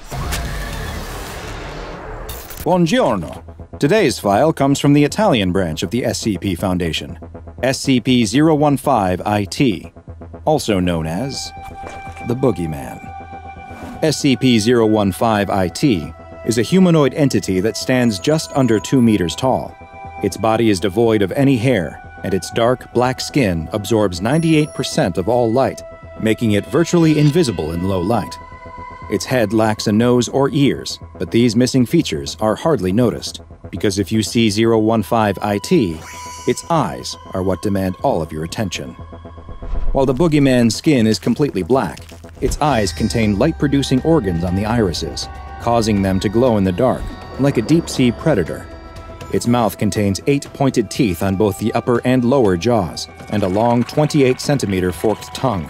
The 2 tips of its tongue each have a hollow needle-like organ that leads straight into its esophagus. More on what it does with that specialized biological feature soon. Physically, SCP-015-IT is rather slight, but it is surprisingly strong and easily able to overpower an adult human. Its skinny arms are much longer than an average human's, and each of its 4 fingers ends in a razor-sharp claw. It has also been shown to be quite resistant to physical injuries and possesses the ability to heal wounds and damage to internal organs at a hyper-accelerated rate. SCP-015-IT is primarily active at night, which is unsurprising given its skin's natural camouflage in the dark. The Boogeyman hunts mammals, with humans being its preferred prey, but it does not feed on flesh. Instead, SCP-015-IT draws its sustenance from the adrenaline and noradrenaline produced by its quarry. Adrenaline and noradrenaline are chemicals the body produces to increase heart rate, blood flow, and provide more energy to the muscles in moments of stress, or in the case of SCP-015-IT, extreme fear. And it has developed a hunting method to cause this exact reaction in humans. 015-IT will usually hide in dark spots, trying to keep out of sight as much as possible as it stalks its next victim. If it has been able to remain unseen, it will wait for a moment when its prey has become distracted, so it can silently approach them. Once close enough, it will leap towards its unaware victim, grab them, and quickly bite them on the side of the torso, near where the adrenal gland is located. It uses its large teeth to anchor its mouth in place, as it uses the needles on its forked tongue to probe into their body. With one needle, it pierces directly into the adrenal gland and begins draining the blood that is now rich with fear-induced adrenaline. At the exact same time, the other needle releases a mild sedative, allowing 015-IT to feed and then depart without risk, as the victim remains immobile. Another anomalous effect occurs when someone is unlucky enough to actually see the Boogeyman. Roughly 2 weeks after observing the creature, the person who saw it will begin experiencing various detrimental mental effects, including hallucinations and panic attacks. Some will also begin to experience physical issues, most often damage to the cardiovascular system. It is unknown why exactly these mental and physical effects occur, but it is theorized that SCP-015-IT may use it as a way to weaken certain prey that it considers too strong or potentially dangerous. In 2011, the Boogeyman was actually contained, but not by the SCP Foundation. The Brotherhood of St. George's Knights is a secret order in the Catholic Church that was created by the Pope in the year 453 to either contain or eliminate all anomalies, and it was this group that first captured SCP-015-IT, which they designated as Dia 212, in line with their own classification system. While it was in their containment, they made a number of discoveries about the creature that they labeled as a shadow demon. First, they found that while it feeds on the fear of its victims by ingesting their blood, it doesn't actually require this to survive. Dia 212, as they call it, is an unstable entity, and feeding allows it to maintain its physical shape in our reality. In addition to its impressive physical strength, the Boogeyman is also quite intelligent, as seen by its ability to successfully hunt, attack, and escape from humans. Strangely, it also appears to be resistant to weapons which have been blessed, causing only a fraction of the physical damage that they should when compared to a similar, non-holy version. During the course of research into the creature, Father Ilardi, a member of the Brotherhood of St. George's Knights, wrote that despite the creature being repugnant beyond every limit, he believed that it had a gentle soul, and that its screams are similar to a pained cry. He postulated that SCP-015-IT may have even once been a human before some dark force transformed it into the monster that it had become. He decided that it was his mission to find a way to communicate with the creature, and one day bring it back into the light and love of his god. Father Ilardi was making good progress with the creature, and it seemed like it was even growing fond of him and his disciples. But his advances were halted when they were attacked by a group of soldiers from the Fascist Council of the Occult, a terrorist group that seeks to use anomalies as weapons in their quest to disrupt the social order. In the attack, several of the Brotherhood were killed, and in the commotion, SCP-015-IT escaped. Following this, reports soon began to come from the province of Caserta that described what sounded like vampire attacks. A mobile task force was sent to the area, and while 015-IT was initially able to make use of its various physical abilities to evade and escape capture, it was eventually shot with a transmitter that allowed it to be tracked. The Italian mobile task force was able to surround the creature, but fearing being contained again, it responded with a level of violence that it had not been thought capable of. Several members of the task force were killed in the line of duty before the Boogeyman could finally be subdued. Today, SCP-015-IT is contained at Site Vittoria in the Emilia-Romagna region of Italy.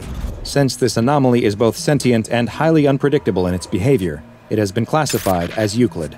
It is kept in a standard humanoid entity containment cell and is monitored by video cameras and infrared sensors at all times. Due to the light-absorbing properties of its skin, its cell and the adjacent corridors are painted white and are to be kept well lit at all times. Twice a day, SCP-015-IT is given a normal domestic pig that it is allowed to feed on. Any personnel assigned to 015-IT duty must undergo a psychological assessment on a weekly basis, and, regardless of the results, must be cycled out after 3 months of exposure to the Boogeyman. You've seen his face before, probably during a particularly distressing bout of sleep paralysis. His appearance can vary a bit from manifestation to manifestation, but a few traits are always present. He resembles an elderly man. His touch corrodes everything in his path. His presence creates a disgusting, black, mucus-like substance thought to be a method of pre-digestion of his prey. And he is rotting. No matter his appearance, he is always in some stage of decomposition. Gray skin sloughing away from yellowed bone, eyes milky and flat, but brimming with malice, wide, toothless mouth stretched into a wicked grin. The entity is incredibly difficult to contain. Its corrosive properties and ability to vanish into solid matter and disappear into its pocket dimension layer make it a threat as unpredictable as it is dangerous. The smell of decay and the presence of visible corrosion on any surfaces nearby may be the only warning a person gets before the old man grabs them in his decomposing arms, dragging them off to a painful, terrifying demise. We know where the being disappears to and have learned a great deal about how he operates. But where did he come from? It is the year 2000. Dr. Robert Scranton and his wife, Dr. Anna Lang, are the head researchers at SCP Foundation Site 120. Over the course of their happy relationship, the two have been working on an experimental research project, an early prototype reality-anchor device called the Lang-Scranton Stabilizer. After a lot of late nights at the office, working and reworking the theory, it is, at long last, ready for testing. Dr. Scranton is standing in Reality Lab A as Dr. Lang observes from a nearby room. He follows the same routine he has followed each time they tested the LSS, walking down a line of buttons and levers, pressing and flipping each into place. The little red blinking light signifies that the microphone is recording his every comment and observation. Suddenly, the routine is broken by a low rumbling sound from deep, deep within the earth. The ground beneath him begins to shake, and Dr. Scranton stumbles, losing his balance as the once solid floor begins to roil and quake as the seismic shift rolls through the site. He hears the unmistakable grind and splintering of metal and plastic as the LSS-2 begins to shake, components sliding out of place and breaking off. Nearby, Dr. Lang's monitor goes dark as the security feed is cut short by the earthquake's damage. "Robert!" she screams, making a break for the door and rushing to Reality Lab A, terrified that she will find her husband's body lying on the floor. When she and the guards reach the room, however, they find nothing. Well, not nothing entirely. The room is a wreck, bits of machinery strewn across the floor, the smell of burning plastic in the air. But the Lang-Scranton Scrambler's control panel and Dr. Robert Scranton are nowhere to be found. Dr. Lang falls to her knees in the suddenly empty room, pounding at the floor in despair. "Where did he go?" she demands, but of course, no one knows the answer. No one wants to say what they're thinking. Wherever he is, Dr. Scranton is probably dead. Probably long, long gone, and he is never coming back. But no one says it, not out loud. They just think it, and keep thinking it, for the next 5 years, 11 months, and 21 days. The time passes, and most everyone forgets about Dr. Robert Scranton. Everyone except for Dr. Anna Lang. She never gives up hope, never lets go of the possibility that somewhere, in another world, another time, on another planet, her love is still alive. One day she wakes up, and it's December 23rd, 2005. A day like any other, save for its uncomfortable proximity to the holidays she struggles to celebrate nowadays. But then, in the middle of the day, something impossible happens. The LSS control panel reappears in Reality Lab A. It isn't how anyone last saw it, though. It's coated in some sort of unidentified organic matter, and it reeks of blood, vomit, and decay. As her colleagues try to shield her from the sight, try to warn her away, Dr. Anna Lang wades into the area, desperate for a glimpse at any sign of her husband's fate. As she makes her way into the containment field, she is unable to contain her horror. "Oh God, what the hell? What is all this? This is the... Oh God, Robert? Is this you? Oh God, please, no, don't let it be you, Robert, I thought, how can this thing be?" Her colleagues try to stop her, but she touches the Lang-Scranton stabilizer interface, and it fires to life. It still works. Somehow it still works. She racks her brain for what to do next, before saying, "Access audio log. Playback starting from January 2nd, 2000. The machine prompts her to verbally state her password, and her voice shakes as she replies, "Password is Anna Bobana." "Request acknowledged. Processing," the machine replies. "I'm sorry. There are no audio logs for January 2nd, 2000. Dr. Scranton accessed log on January 13th, 2000, via voice recognition at time..." Anna slams her hands down on the machine with a cry. "Playback now! Damn it, play it back!" Her researcher warns her not to touch any of the material with her bare hands, but she doesn't hear him. She is too busy, calling out to Robert, hoping that somehow, somewhere, he can hear her. "There's so much blood here, there's so much... Honey, are you okay? Where did you go? Oh God, oh God, oh God." Something small and metallic clatters to the floor, lost in the sludge. She retrieves it, wipes it off on her lab coat, and holds it to the light. She would recognize it anywhere. She slipped it onto her true love's finger on the happiest day of her life. It's Robert's wedding ring. Her knees buckle at the realization. She collapses to the ground, and her head cracks against the floor. One of her colleagues snaps into action. "Report, this is Dr. Matthew Skinner reporting from Site 120, Reality Lab A. I need medical attention here immediately." Once Dr. Lang recovers from her fall, she demands access to the rematerialized control panel. She's going to go through the audio logs one by one and find out exactly what happened to her husband, even if the truth is as ugly as she fears. The machine whirs to life, and her lost love's voice emanates from the speakers.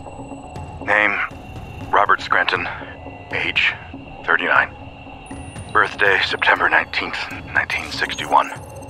Favorite color, blue. Favorite song, Living on a Prayer. Wife, Anna. She has green eyes. I love her very much. He repeated these simple truths to himself for days, before he even realized that the control panel was picking up his voice. "My name is Robert Scranton. Yeah, my name is Robert Scranton, former researcher at Foundation Site 120.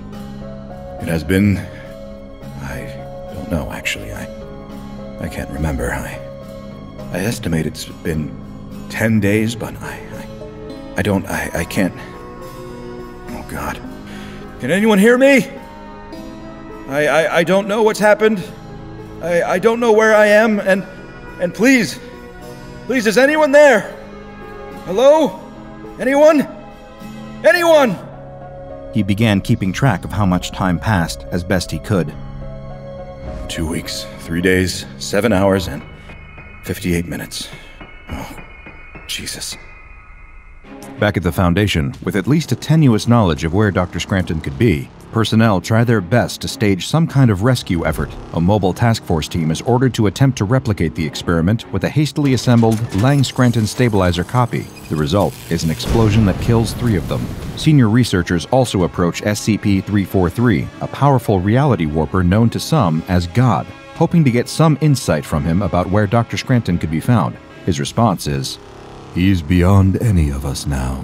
I'm truly, dreadfully sorry. Anna starts having nightmares. She twists and turns in bed, haunted by visions of her beloved Robert consumed by darkness. A strange specter starts to appear in her dreams, a man with a horrible, rotted face. She turns to her bedside table in the night, numbers blurry on the screen of her alarm clock. The photograph of herself and Robert that she keeps there. Something is wrong with him, wrong with his face. Is it that same awful, rotted man?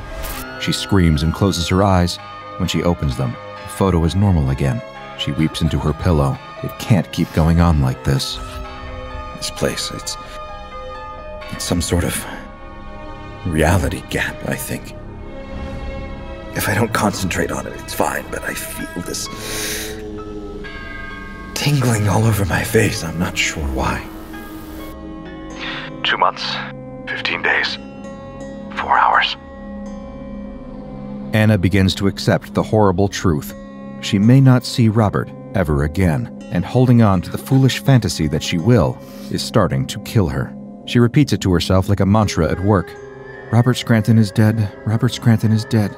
Robert Scranton is dead. One day, a coworker notices her muttering and strikes up a conversation. It's been years since Robert disappeared. What's the harm in talking to someone again?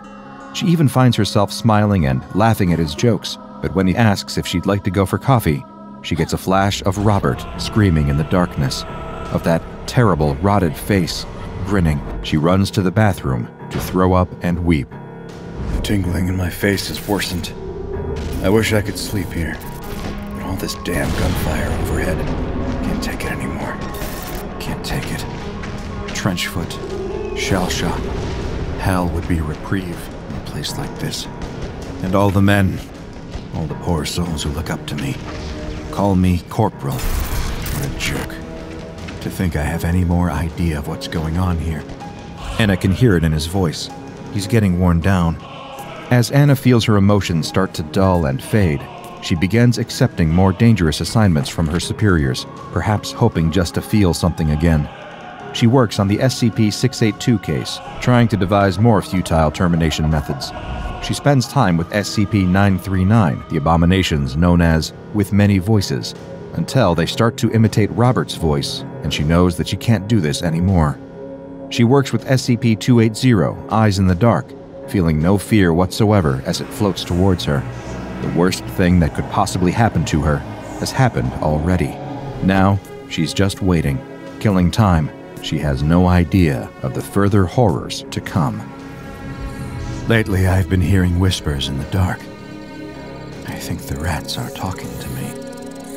Oh, funny. My troops must think me mad. What does it matter? This is a mad place, a mad time. A mad man is perhaps best suited to a time like this. So many went over the top yesterday, only to be cut down by machine gun fire. Isn't it odd that I laughed? It was so funny. I think perhaps this mental malady is connected to a physical one. Nosebleeds and vomiting spells. A strange, black liquid. Faintly acidic to the touch. But so delicious. So fun. My troops tell me I look unwell. Like anything about this is well. Maybe I'll sneak into one of their bedsits tonight and teach them to lighten up a bit. None of them smile anymore. Me, I'm always smiling. I'll teach those little cowards to smile too. But as she listens to more of the logs, she's forced to reckon with the fact it really isn't him anymore. Not as she'd ever known him. He'd become something else. All the others are dead. All my good, hard work, making them dead. I followed them down the length of the trench. Their silly little bullets didn't hurt me. Oh no. Oh no, no, no. The look on their faces. All the screaming as they saw me. How thrilling to savor their fear as I approached. All those screams. What are you, you horrible old man? I showed them what I am. I can walk through walls now, you know. Have all the fun I want. Yes, yes, yes. Nothing can hurt me anymore. And I can hurt everyone. And when the war is over, I'll go home. Go home to my sweetheart. I know she's waiting for me. I can't wait to see her, to touch her beautiful face. My lovely Anna. Hearing him like this, so broken, so utterly transformed, it's too much for her to bear. But the work always needs her, and she returns to it day after day. One night, she sits up late, making her way through a stack of paperwork, when she hears it. A curious sound. Drip, drip, drip. Something thick dripping steadily onto the floor behind her. The smell of rot fills her nostrils, making her gag. She turns and comes face to face with SCP-106, dripping its slimy black mucus onto the floor, bringing decay to everything it touches. It reaches out toward her, grasping at her arm. She breaks free, but not before its touch melts away the fibers of her lab coat, threatening to seep through the fabric to her skin. All the while, it's staring straight at her, like it knows her. Anna runs out of the lab as fast as she can, shouting for help. A guard tries to come to her assistance, firing his weapon at the old man, but the bullets don't leave a dent, don't even slow him down. The old man grabs the weapon from the guard's hands, letting the metal rust, warp, and melt in his grasp. Then he turns his corrosive touch on the guard's face. Anna screams in horror at the sight, but she can do nothing to help him. All that she can do is keep running and hope that the monster doesn't catch her. She runs as fast as her legs can carry her, but she isn't as young as she once was, and years of sitting at a desk have made her muscles stiff and weak. Her foot hits the ground at just the wrong angle, and she stumbles, falling to the ground. She scrambles back to her feet, but when she looks up, something is horribly wrong. Her surroundings have changed. It looks like the Foundation site, but it's not quite the same. It's as if someone tried to recreate the facility from memory and couldn't retain all of the details. Then she hears it again. The drip, drip, drip. He's here. She spins around, and there it is. That awful face, so close to her own. She takes a trembling step back when suddenly, the monster speaks. It's him. She knows it, as surely as she knows that she is about to die. The monster that once was Robert Scranton reaches out and caresses Anna's cheek with his wrinkled hand. She screams as the skin begins to droop, and he seals her lips with a kiss that makes her insides drip like melting wax. The two become one once again. The store manager had heard of crazy customers, but this was something else. A mob comes barreling towards the store, visible through the display windows as they charge down the street. They all look crazed, much closer in appearance to rabid animals than human beings, frenzying, foaming at the mouth. A few of them stumble in their haste while rushing for the automatic sliding doors. Some fall to the ground, only for others to clamber over them, leaping like athletes going over hurdles, with all the same speed, but with none of the grace. To the staff inside the store, they look like a pack of zombies, all apparently infected by the same virus that had given them such a ravenous hunger. For savings! I thought Black Friday was a week ago, the trainee remarks as the doors slide open and the first of the mob spills inside. Welcome to the Mattress Madness Megastore, everyone. If you could kindly form an orderly... Within seconds, the trainee vanishes as a tidal wave of maddened mattress store customers starts to pile into the store. Each and every one of them is deranged. That much is clear, even from a distance. Across the store manager watches as his colleagues are shoved and tackled out of the way, just from their misfortune of standing too close to the entrance. It's only as one of the mob wanders closer that the store manager notices their eyes. Both lids stay shut, somehow closed, despite the crazed customer standing upright. They aren't screwed tightly. It's clear this person isn't forcefully keeping their eyelids clamped down. Instead, they're gently sealed as if the customer is still asleep or sleepwalking. The whole situation was astounding. First thing in the morning, just at opening time, a horde of sleepwalking customers barged their way into the Mattress Madness megastore, moving and fighting retail staff as if they were all still awake and fully aware. And as if that isn't bizarre enough, it quickly turns out these people aren't here because they're eager not to miss out on great deals on their bedroom furniture. To the store manager's horror, the mob has come to the Mattress Madness megastore for breakfast. He watches an elderly woman, eyes closed, shuffle up to a luxury cashmere pillow-top California king-size mattress and proceed to eat it. And not bite by bite either, not even ripping off pieces to chomp through like so much cotton candy. In a far more horrifying fashion, the old lady eats the mattress whole. The store manager feels his blood run cold at the sight of her mouth widening unnaturally, unhinging like a snake eating its prey. Except in this bizarre, unaired nature documentary, the snake is a human being, and its meal is a perfectly good bed that moments before had been resting on a stylish ottoman frame. The same exact display of confusing carnage is unfolding all over the Mattress Madness megastore, people devouring entire Egyptian cotton mattresses. Some had even already devoured their respective meals and were already moving on to any accompanying pillows or cushions, feeding on them in much the same way. The few members of staff bold enough to try and intervene couldn't seem to wake the sleepwalking shoppers up, no matter how hard they gripped each one by the shoulders and shake. Nothing could deter them from devouring divans and munching on memory foam. A sudden, terrifying, and inescapable thought cuts through all the confusion, striking the store manager with an even greater fear. The stock room. Behind a series of doors, marked with signs reading "Employees Only," are shelves upon shelves of new units. The Mattress Madness megastore being a much bigger outlet means that there's additional inventory to replace any mattresses on the shop floor that gets sold. And more mattresses mean more food for the mob. The worry that these sleepwalkers might soon develop a taste for human flesh never occurs to the store manager. He hurriedly races around the store, gathering up as many of his surviving staff as he can, and urges them to help him defend the stock in the back room. Some are already abandoning their posts, ripping name tags off their polo shirt uniforms and rushing to leave the store. They aren't willing to die for $7.25 an hour. The Mattress Madness megastore has insurance. It'll cover the damaged stock once the crazed customers have feasted on feather beds, but the manager urges them to stay. The store's insurance covers stock that is damaged in transit, not mattresses that are eaten by hungry lunatics. A few stay, using the manager's desperation to leverage pay raises and more annual vacation days in exchange for their help during this crisis of cashmere carnivory.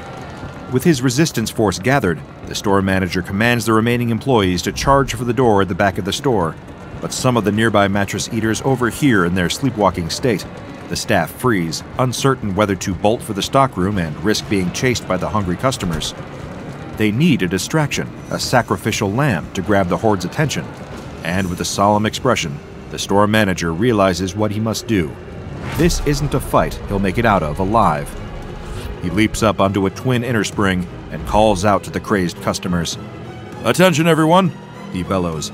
"I'd like to announce that all our mattresses are half off for the next 5 minutes." The crowd goes even more rabid, all eager to eat the pillowy pedestal the store manager is standing upon. His staff flees in the opposite direction, rushing to barricade themselves inside the storeroom, while their boss meets a grisly demise, and the crazed customers devour every remaining mattress in sight.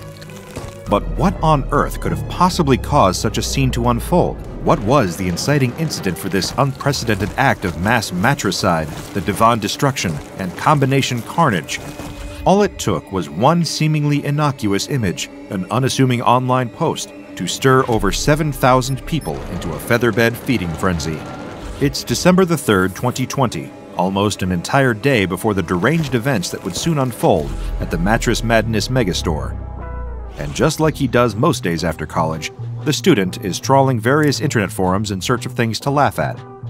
He's procrastinating, and through inaction, allowing himself to be buried under a veritable avalanche of assignments, all with rapidly approaching dates that they're due in by. But he doesn't care. He can always do them tomorrow. As far as he's concerned, there's plenty of time for him to waste doing, well, very little. But no matter where he looks, nothing brings with it even the smallest hit of dopamine. It's been hours since he stopped checking the clock at the bottom right-hand corner of his computer screen, instead wearing out the muscles of his finger as it spins the scrolling wheel of his mouse. His social media feed is all the same, more doom and gloom, and despite his searching, he can't find anything funny to alleviate his ongoing existential nightmare for so much as a second. If anything, seeing every anxiety-inducing post about the state of the world, or dour headlines of reposted news articles, only makes everything worse. That is, until the fateful link appears in his inbox. It's from one of his friends at college, living in the dorm across campus.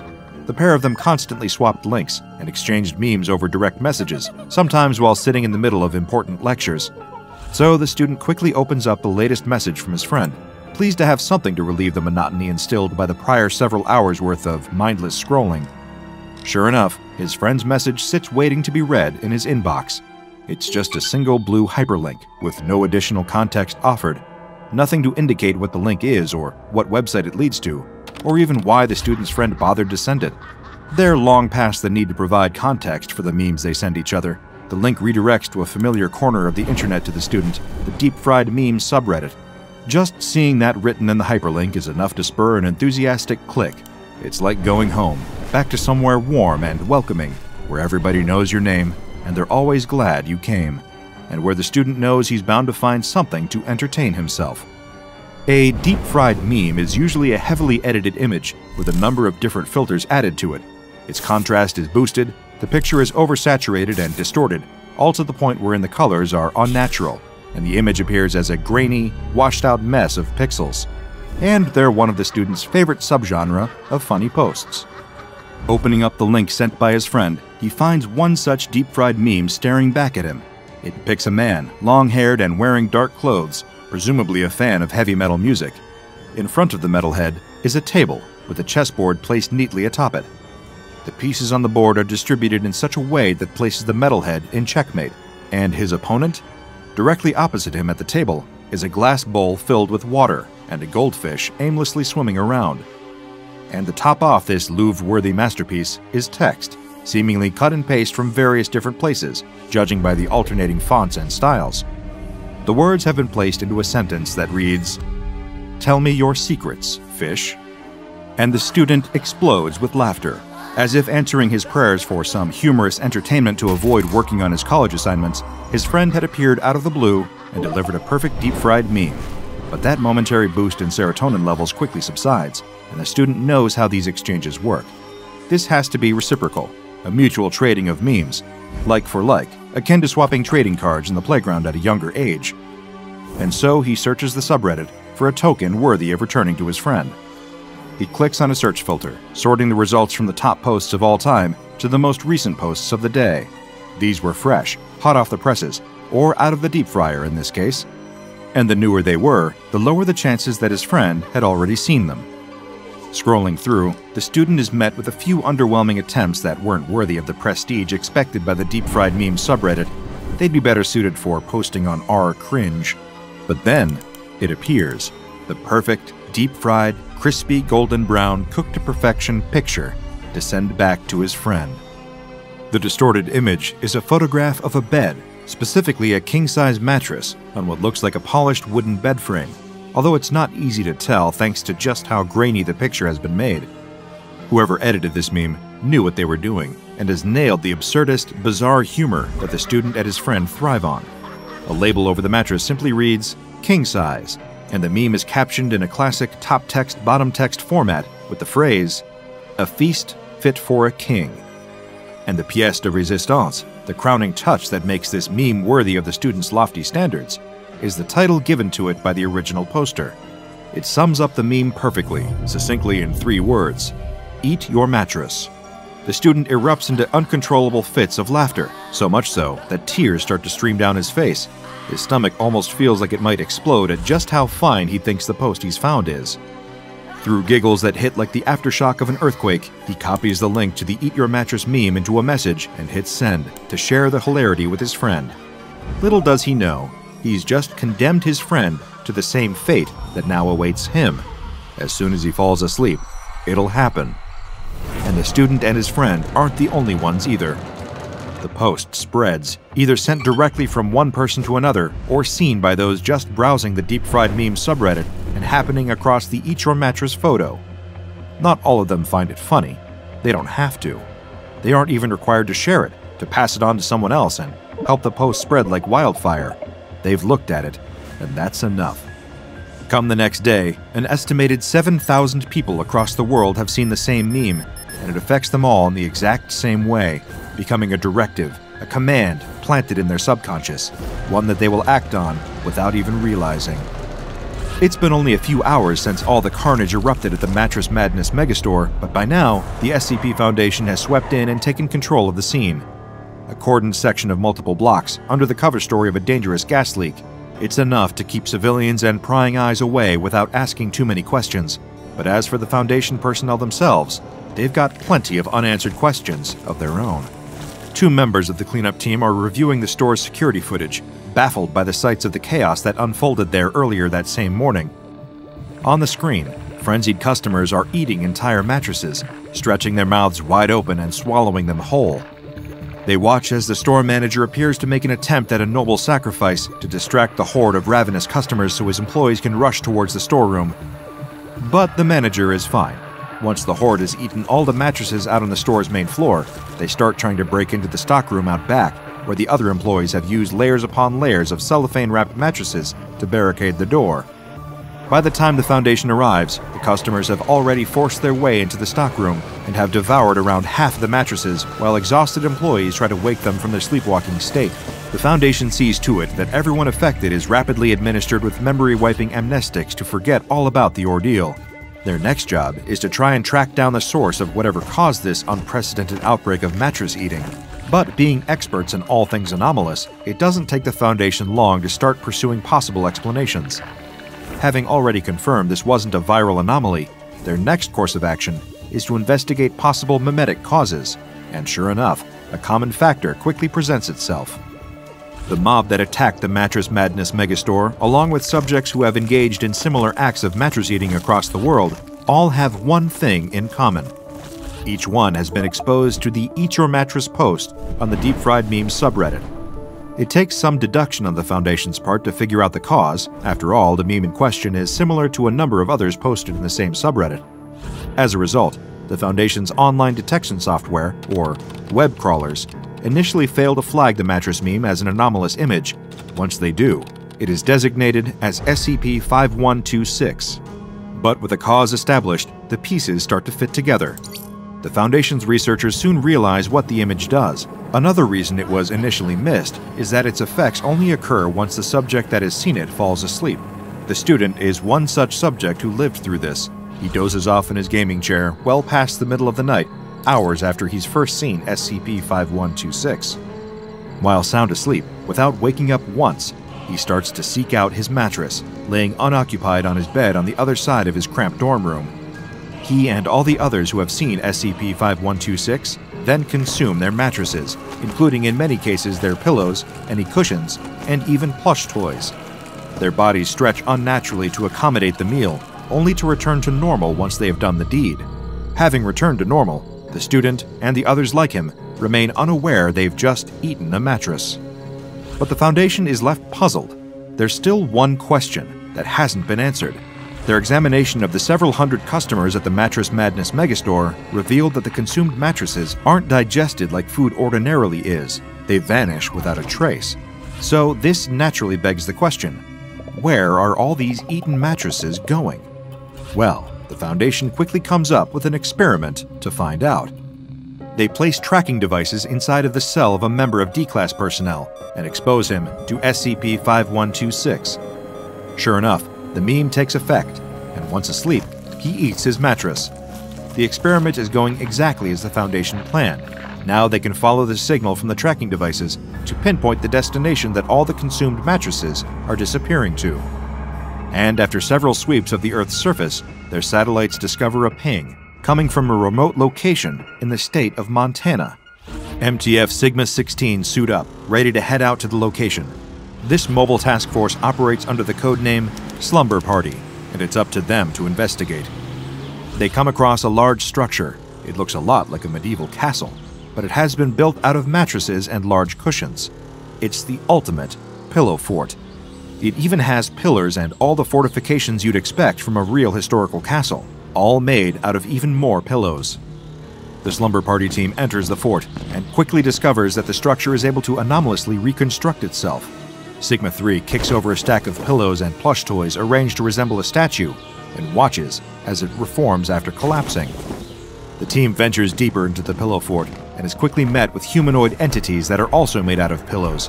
An entity swipes a pillow arm at Sigma-1, but she ducks out of the path of the attack.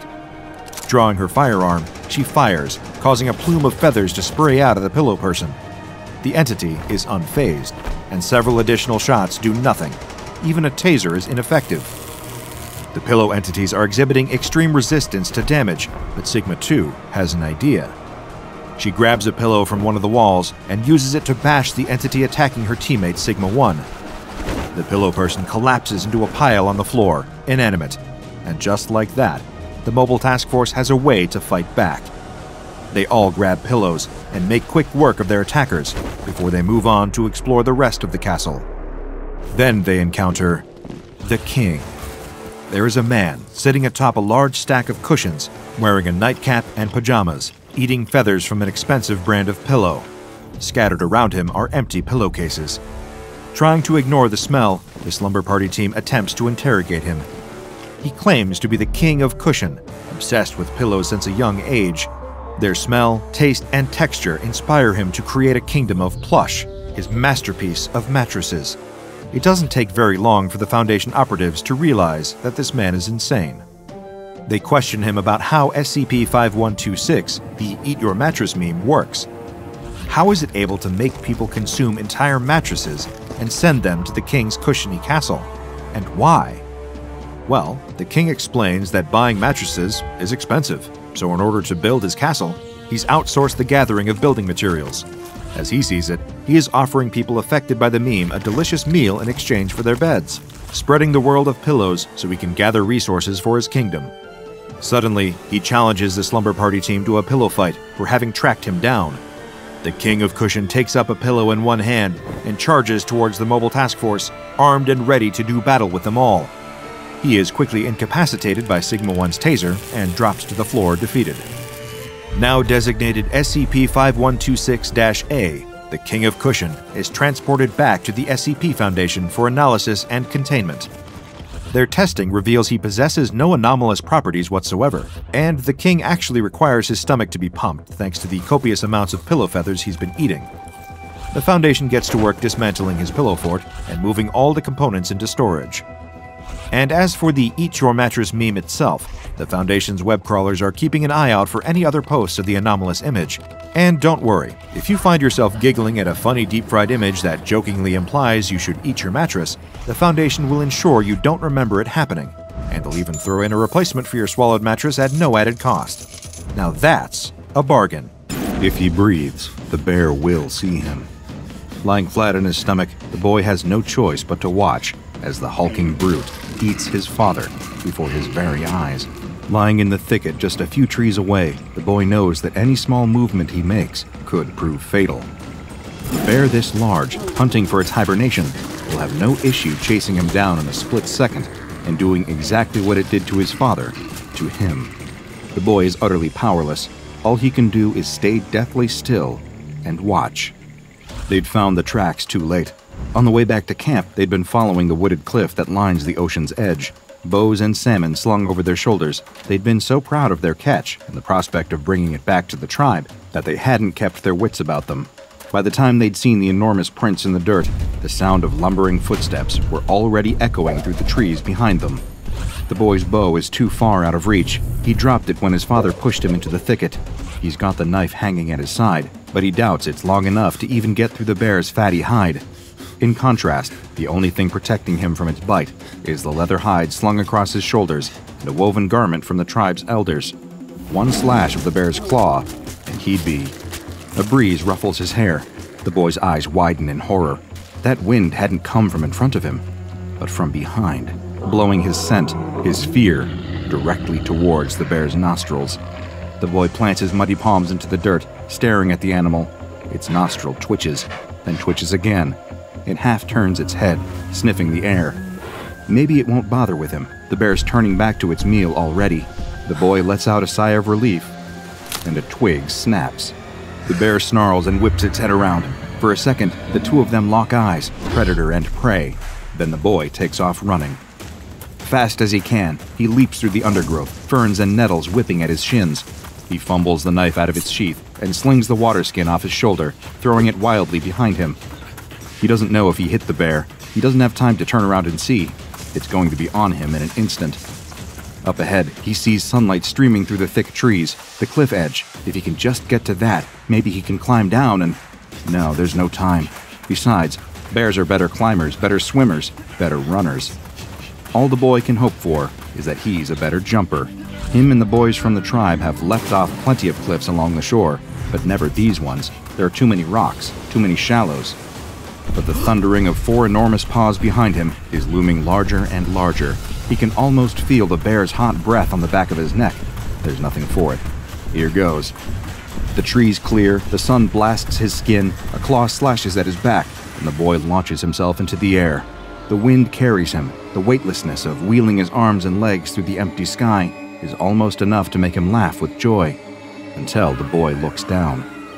The cliff is higher, much, much higher than he'd realized. His momentum carries his torso forwards into a tumble.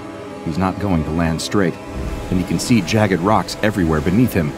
The boy closes his eyes and crashes into the sea.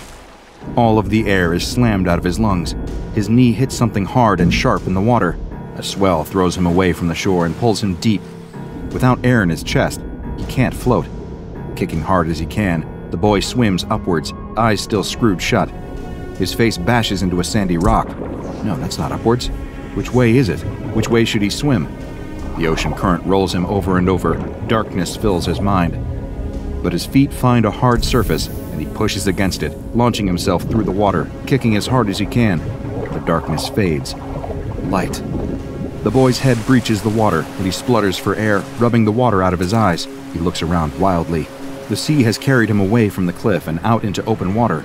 It's lifting and dropping him with each wave, carrying him this way and that, like a flower in the wind. And there, traversing the cliff face, scrambling down the rocks, is the bear. The boy's stomach turns. It reaches the bottom of the cliff and sees him there in the water. Tipping back its head, it roars at an almighty volume, deafening the boy over the sound of the waters. Even from this distance, the animal looks impossibly large. It dwarfs the boulders that line the water's edge. It slips into the water, barely making a ripple, and kicks off from the shore. Going straight for him, the bear is covering the distance so fast, he only has seconds left. With barely the strength to keep himself afloat, the boy knows he'll never be able to outswim this creature. Instead, he takes a deep breath and looks up at the woods, remembering all of the happy moments he'd spent in there with his father. A current swells beneath the boy and almost throws him out of the water. An enormous shadow flies through the depth beneath him. A whale? It couldn't be. Whatever it is, the shadow is swimming straight at the advancing bear. So fixated on its prey, the bear doesn't even notice what's approaching until it's too late. The ocean explodes. A blast of water as tall as the cliffs themselves shoots up into the air and showers the boy's head. Somewhere in the midst of the spray, a monster erupts from the depths. Snapping its jaw around the bear, it lifts the animal into the air and throws it against the cliff. The impact is so strong that a small landslide follows the bear's rolling body as it tumbles back towards the water. But the boy has eyes only for the monster emerging from the sea. Crawling up the rocks with one gnarled foot after another, the boy can hardly make sense of what he's looking at. It seems to have some kind of scaly hide, harder than the rocks surrounding it. A wave crashes against the monster as it leers over the bear and sinks its teeth into the animal's hide. Unable to look away, the boy kicks out and starts swimming away up the coast. Only once he's a long way around the bay does he dare to clamber out and back onto land. That night, once the rest of the tribe have gone to sleep, the boy can't help but lie wide awake in his tent. Without his father here, it's not the same. Quietly rolling up the hide doorway, the boy slips out into the night. They're camped by a small cave with beautiful smooth walls inside. They say it's the cave of their ancestors, the place where all life started. The fire in the cave has to always burn. Fortunately for him, the cave is empty. The boy stares up at the wall in wonder. Finger drawings of animals, hunters, mothers, shamans, gods, and forests fill almost every part of it. Only one space remains in the corner, a finger painting of the rocky cliffs with the swelling sea beneath. Dipping his finger into the paint, the boy sits by the wall and starts to paint. A terrible monster crawling out of the sea, with a scaly hide stronger than any rock. That's it. You know that from just some finger painting. The archaeologist turns to the group of researchers surrounding him in the cave. UV lights are set up all along the walls, with the blue and violet shapes revealed all across the stonework. The archaeologist can't help but empathize with the spiritualism of their long-forgotten ancestors who'd lived in these caves thousands of years ago. The professor was the one who asked the question, a cold woman, standing well over 6 feet tall with a crop of fiery ginger hair. To him, she seems less of a scientist and more of a military leader. But what does he know? "Walk with me," she says and leads him out of the cave. Personnel fills the surrounding area. Most of them are armed. Cranes lift huge sheets of reinforced lead plating into place.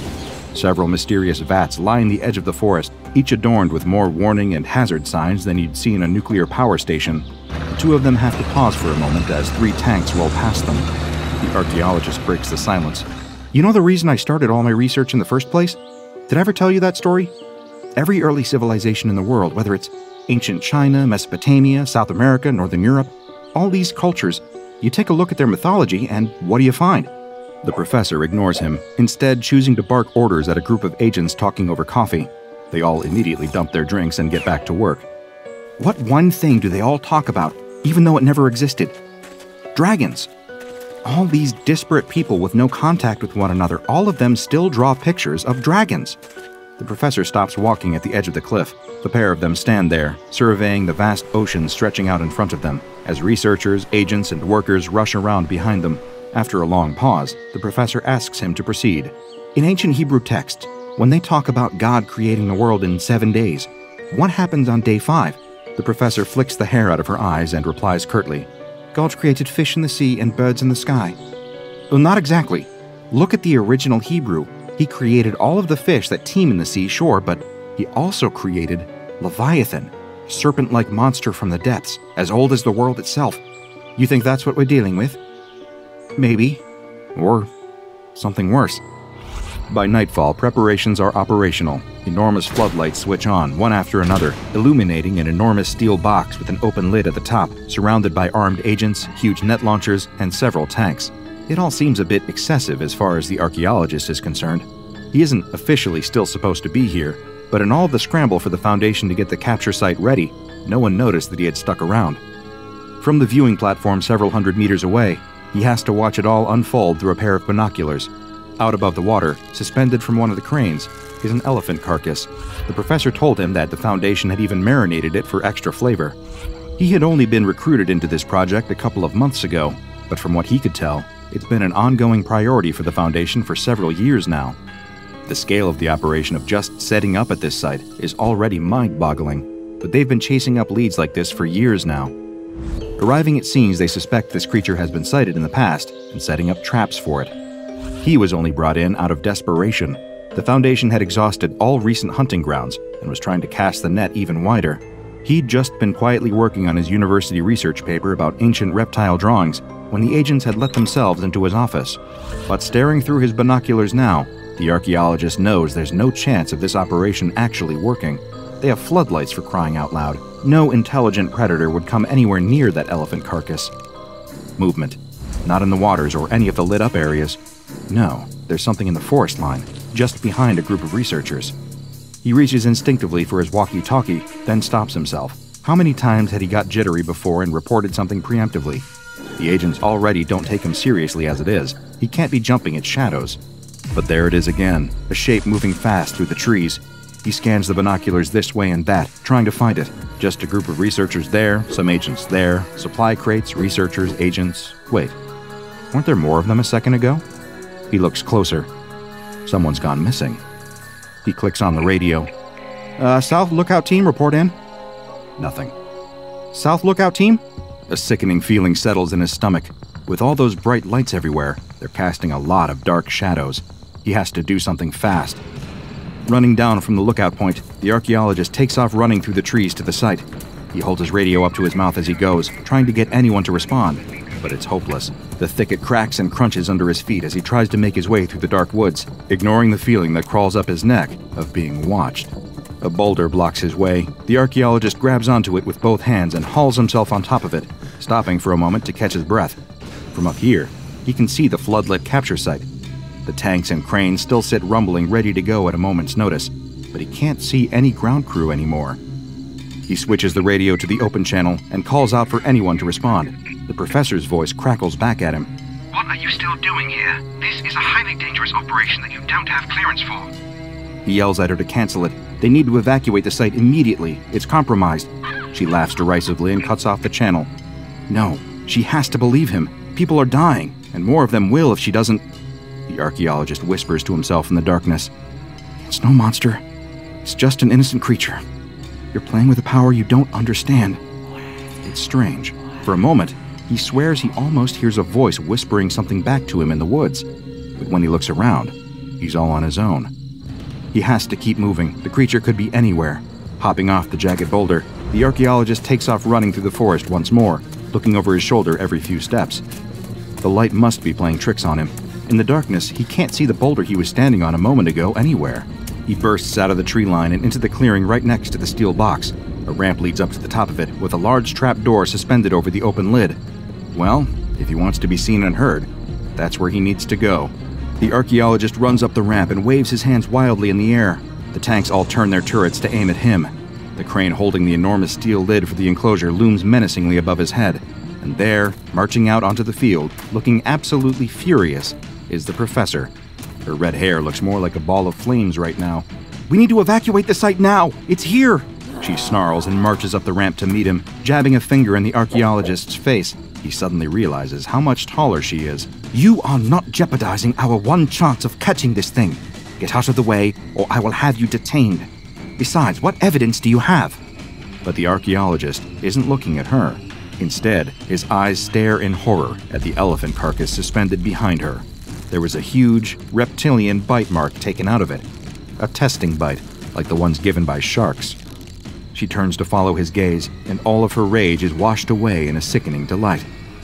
"It's here." A scream from the crane holding the elephant makes them both jump, but by the time they look up at the cabin, all they see is a hulking shadow leaping away into the darkness. The professor clicks on her walkie-talkie and starts issuing commands. No one responds, except the tank crews. She tries again. Radio silence. Now the gravity of the situation really starts to hit her. Eyes wide with panic, she runs off down the ramp, barking into her radio and leaving the archaeologist up here on his own.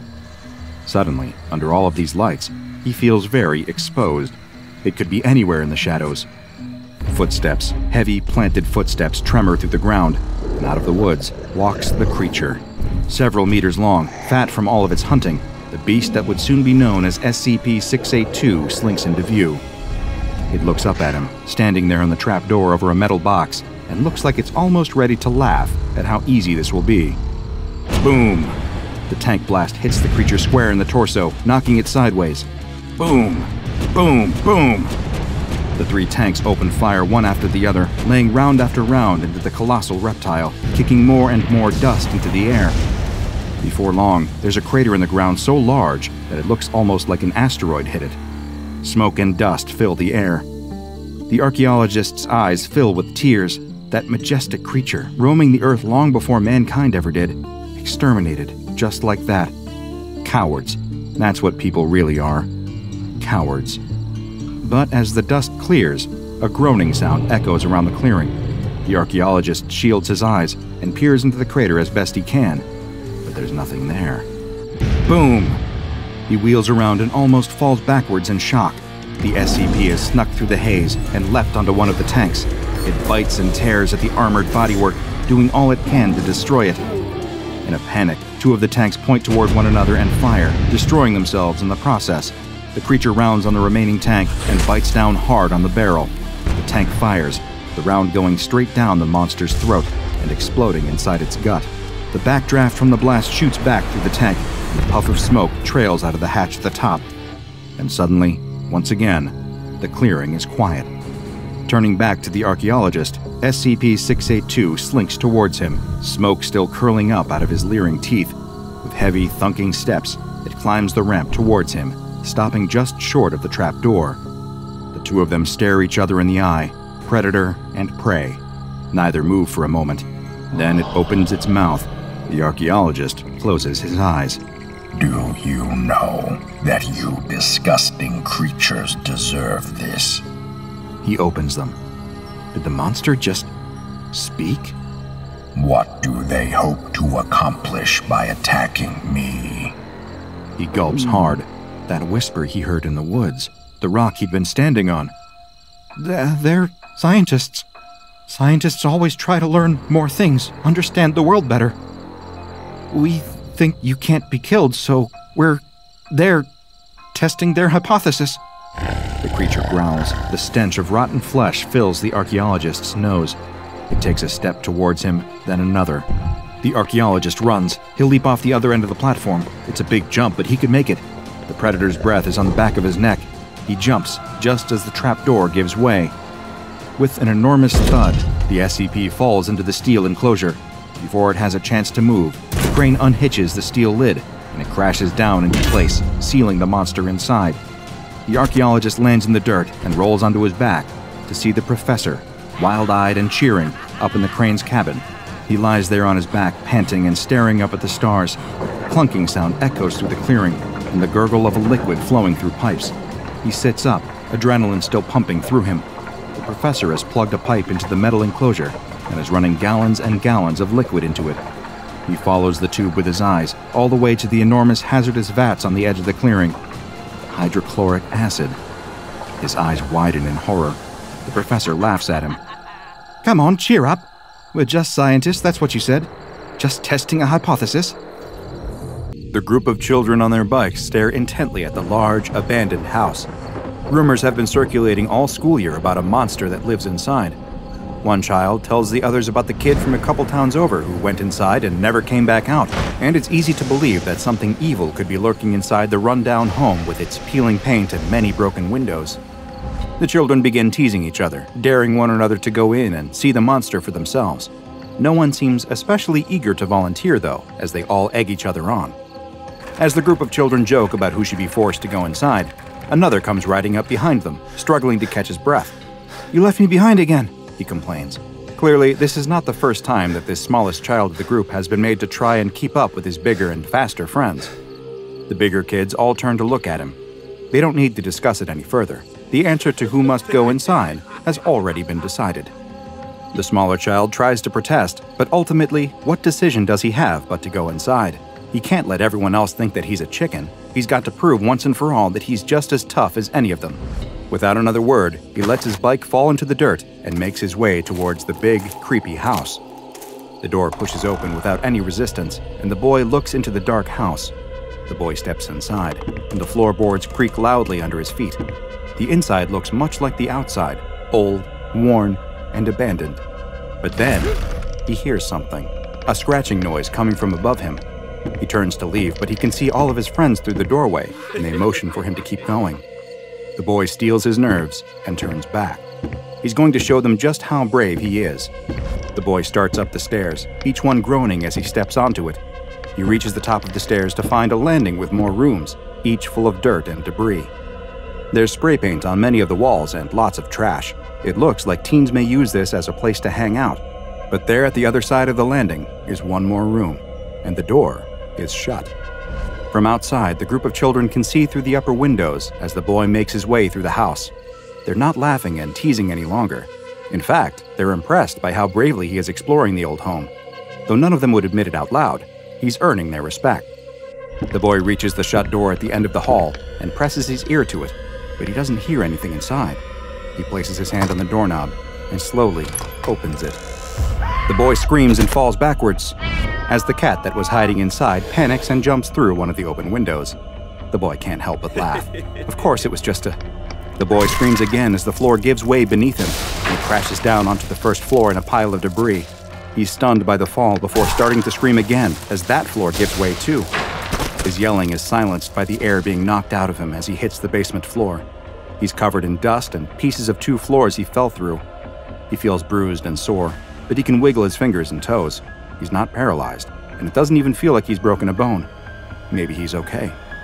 But no, he's definitely not okay. Because suddenly, there's something picking him up off the floor. As his eyes adjust to the dark basement, he sees what it is that's holding him. It's half man, half machine, a huge, disgusting mix of metal and flesh. The boy is too scared to scream anymore as the creature's unmoving, dead-looking eyes stare straight into his.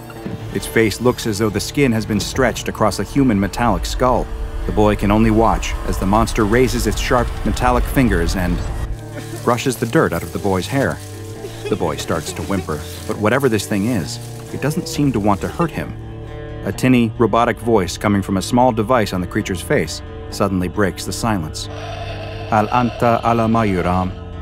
The boy doesn't understand, but the robotic man tilts his horrific head to the side and repeats the same thing. The boy is still confused, but he feels like the robot is trying to tell him something. He somehow gets the sense that it's not going to hurt him. Is this the monster that everyone has been afraid of? A misunderstood machine man living down here in the basement? The robot flinches as something is smashed on the back of his head. He tosses the boy to the side and turns to see the boy's friends, each of them armed with pieces of wood and other scraps as weapons. They've come here to save their friend from the monster that they dared him to find. Another runs up to strike the robot, but before he can reach him, he falls to his knees in pain, as do the rest of the children. The creature has begun emitting a high-frequency noise, and the children try to cover their ears. They all feel a searing pain that makes it feel as though their heads will explode. The piercing noise continues to ring out, but the monster looks like it has entered some kind of dormant state and is no longer moving. The small boy is able to slowly get back to his knees, hands still clasped to the side of his head, and stand up. He runs past the monster and his friends who are writhing on the floor in pain, up the stairs and out of the old house. A woman stands at a kitchen counter, chopping vegetables for their dinner that evening, and talking to her oldest daughter about her plans for that weekend, when the back door suddenly bursts open. Standing there is her son, the small boy. He's barely able to whisper the words, "Monster. There's a monster in the basement," before he collapses, blood pouring from his ears and nose, before he begins convulsing on the floor. At the local police station, an officer is speaking on the phone. "I see. Yes, that is quite strange. A metal man? You don't say. I'll send someone out there right away. Don't go anywhere." The police officer hangs up the phone and looks around, making sure no one is nearby or listening to him, and then takes out his cell phone. He dials a number from memory, and someone answers on the other end almost immediately. "Yes, this is Field Agent Patch," the police officer says. "You need to get a containment team out here right away, and a good one too. I don't know what it is, but it's dangerous." An SCP Foundation mobile task force that specializes in containing dangerous humanoid threats soon arrived at the house and took the anomaly into captivity. Misinformation teams concocted a cover story about a gas leak leading to the unfortunate deaths of several of the town's children and administering amnestics to any potential witnesses. Once the messy business of containment was over, though, it was time to figure out just what this strange creature was. SCP-203 appears to have at one time been a Caucasian human male, though its appearance now is far different than it once was. This bipedal humanoid creature stands 2.5 meters tall and weighs roughly 200 kilograms. Both its incredible height and weight are due to the fact that the man's original skeleton has been entirely removed and replaced with a mechanical framework made of cast iron. The metal skeleton is much larger than the original bones, and in many places SCP-203's skin has split from being stretched over it, revealing the mechanical structure underneath. Other parts of the framework appear to have been intentionally made to protrude through the skin, though it is unclear for what purpose. In addition to this larger-than-normal mechanical skeleton, a number of other augmentations are present on SCP-203. Its fingers have been extended into sharpened, hook-like barbs that are approximately 1 meter long. Its lips have been removed entirely, making it clear that there is no movable jawbone, and that the skull is likely one large hollow piece of metal and there are several more hook-like protrusions jutting out around the mouth area, smaller but similar in appearance to the fingers. SCP-203's legs have been modified as well, with 2 added joints that give them an appearance more akin to a dog's, and its toes have been removed and replaced with a solid piece of metal similar to those found in steel-toed boots. Its chest has no sternum or breastplate, which causes the skin stretched across to pull inward as its diaphragm contracts.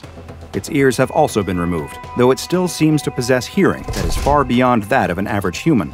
And while its eyes still remain, they are held in a permanently forward-facing position by several needles that emerge from the eye sockets. The irises also appear permanently dilated and do not react to light. In place of a mouth is a small speaker covered by a metal grate that is capable of producing basic vocalizations, though with a distinctly robotic sound to them. Tests have shown that SCP-203 has a basic understanding of English, but its own primary language seems to be a type of Arabic, though there are no records of the exact dialect. SCP-203 does not need to eat or drink, and without any visible mouth, it is likely incapable of either. Instead, it runs off of a power cell located within its body that will provide energy for up to 72 hours. After those 3 days, SCP-203 will shut down and enter a hibernation state for 3 to 4 hours, during which its power source will recharge, providing it with another 72 hours of energy. All attempts to examine SCP-203 by either X-ray, CT, ultrasound, and other forms of diagnostic imagery have failed, and attempts at exploratory surgery have triggered its defense mechanisms, which are both painful and deadly. When it perceives that it is being threatened in some way, SCP-203 is capable of emitting a high-frequency droning sound that has a profoundly damaging effect on the human nervous system. The effects of this defense mechanism were able to be observed directly when a D-Class personnel accidentally struck SCP-203 and its droning sound was activated. Immediately after being exposed to the sound, D-104 experienced a severe headache. After 15 minutes, the headache grew worse, and D-104 began to bleed from the ears. After a half hour, the D-Class, who had now gone to the infirmary, began to experience seizures and was bleeding from all of his orifices. 10 minutes later, the D-Class was dead.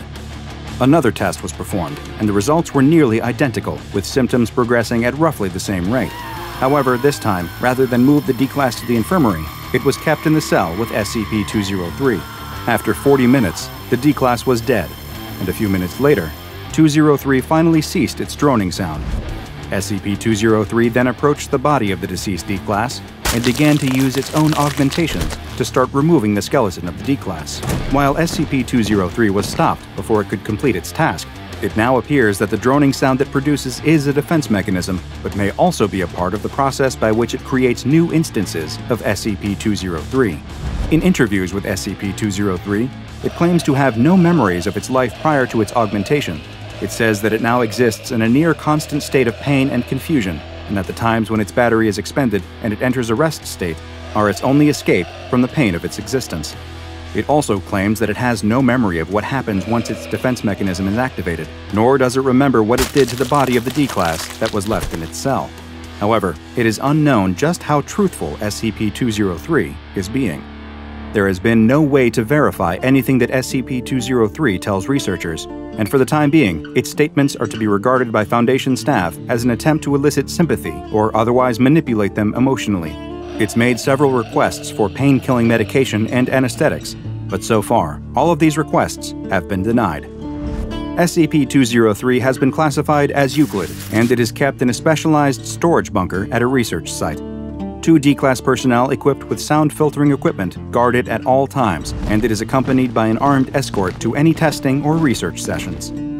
Is SCP-203 the ultimate victim?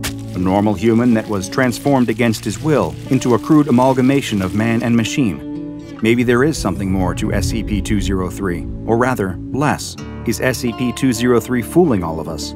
Is this tortured iron soul nothing more than a metallic monster disguising itself with the skin of its last victim?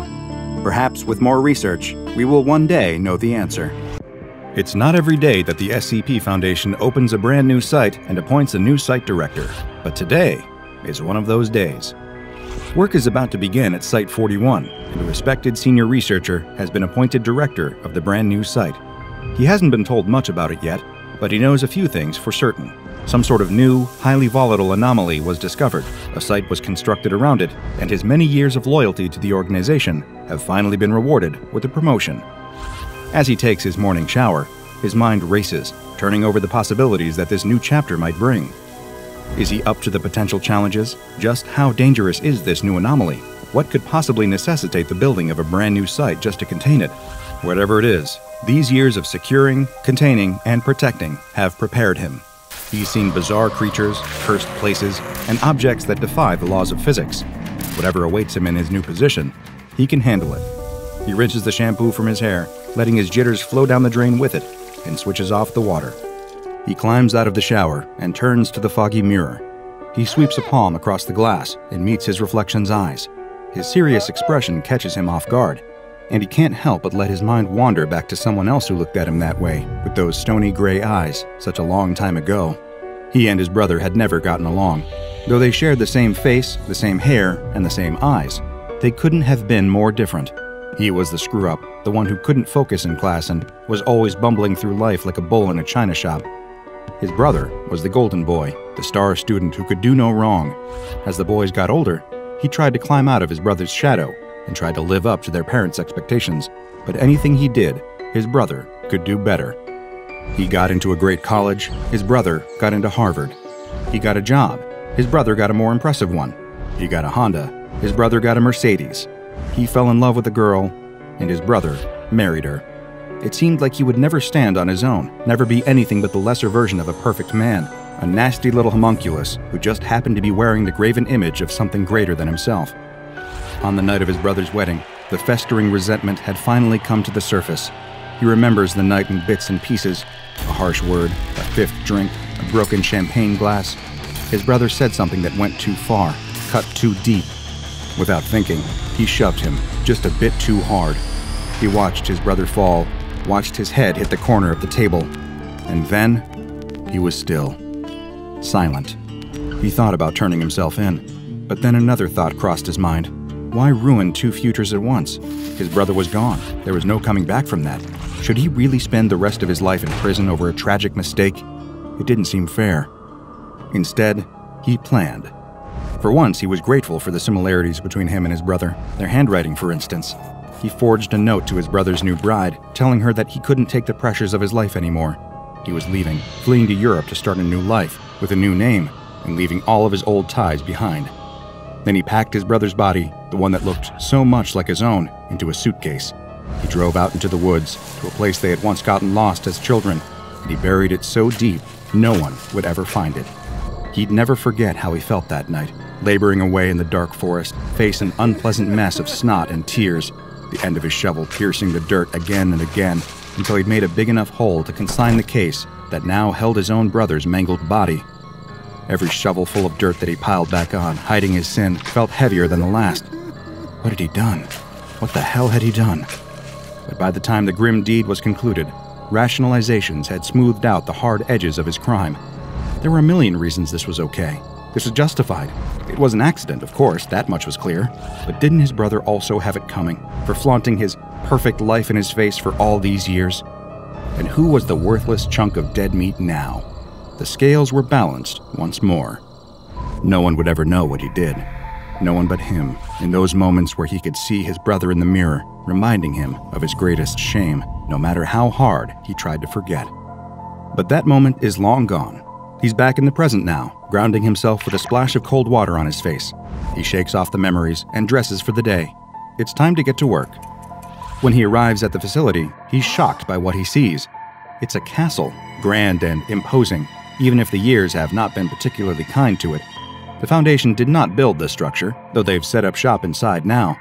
His reminiscence has made him late, and he hasn't even had a chance to look over his paperwork yet. But when you're a site director, what does it even matter if you're a little late? You're the boss, the head honcho. The party doesn't start until you walk in. Just the thought of it is enough to make his chest swell with pride. He will have to ask someone to fill him in, an eager subordinate who won't mind going over the basics of the new facility and what they are here to study. Like clockwork, a young assistant researcher scurries up to him, holding a clipboard and practically vibrating with energy. She clearly hasn't been working here long. There's still light behind her eyes. He thinks to himself, "The things you see here will snuff that out soon enough, my dear."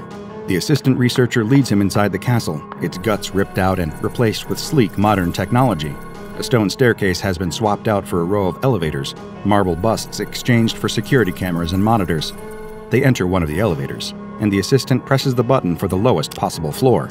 They are going deep into the bowels of the castle, into the belly of the great beast. With a ding, the doors open, and they step out. The air down here has a peculiar smell, musty and dull, with a sharp metallic tang of dried blood. Along the wall, he can see a row of prison cells, 8 of them to be precise, all shut tight. They're rusted and old. They've been here for quite some time. The Foundation didn't put these here. Of course, he realizes with a sinking feeling in his stomach that he can't quite explain, these cells themselves must be the anomaly he's here to supervise the containment of. He should have read the file before arriving, shouldn't have let himself get distracted. Then he would know what he's walking into. "So here we are," the assistant chirps, startling the man. He had almost forgotten she was standing next to him. "Shall I give you the grand tour?" She won't last long here with such a chipper attitude, he thinks, but he nods just the same. She walks ahead of him, referring dutifully to her clipboard as she goes. "This is the first cell. As you can see, all of them are currently inactive. We'll be performing some tests later, though, and you'll hopefully get to see them in action. It's really something." She continues walking to the second cell. There are a lot of potential applications for this anomaly that, once we understand it, could be incredibly promising. He's only half listening as he trails behind her. As they near the third cell, the assistant glances back at him. "I really look forward to working with you, sir. I've heard such great things." He opens his mouth to brush off the praise, to feign humility for her sake, when a sound startles him. The grind of metal against metal, the screech of a long disused door. The third cell is opening on its own. The assistant flips through her notes, growing pale. "This isn't supposed to happen. This shouldn't be happening," she stammers, but he barely hears a word. He's staring, transfixed, at the darkness within. There's a rattling sound, like chains being dragged across a stone floor. What is about to be unleashed from this prison? He braces himself, remembering all of the near-death experiences he's faced down in the past. Nothing could prepare him for what finally appears. A pair of iron shackles, attached to lengths of chain, shoot out from the shadows, headed right for him. A shackle clamps suddenly around each of his wrists, the cold metal tight enough to cut off the circulation, digging into his skin. Then, an invisible force on the other end of the chains begins to pull. He fights it, the shackles cutting into him as the assistant screams for help, but his efforts are futile.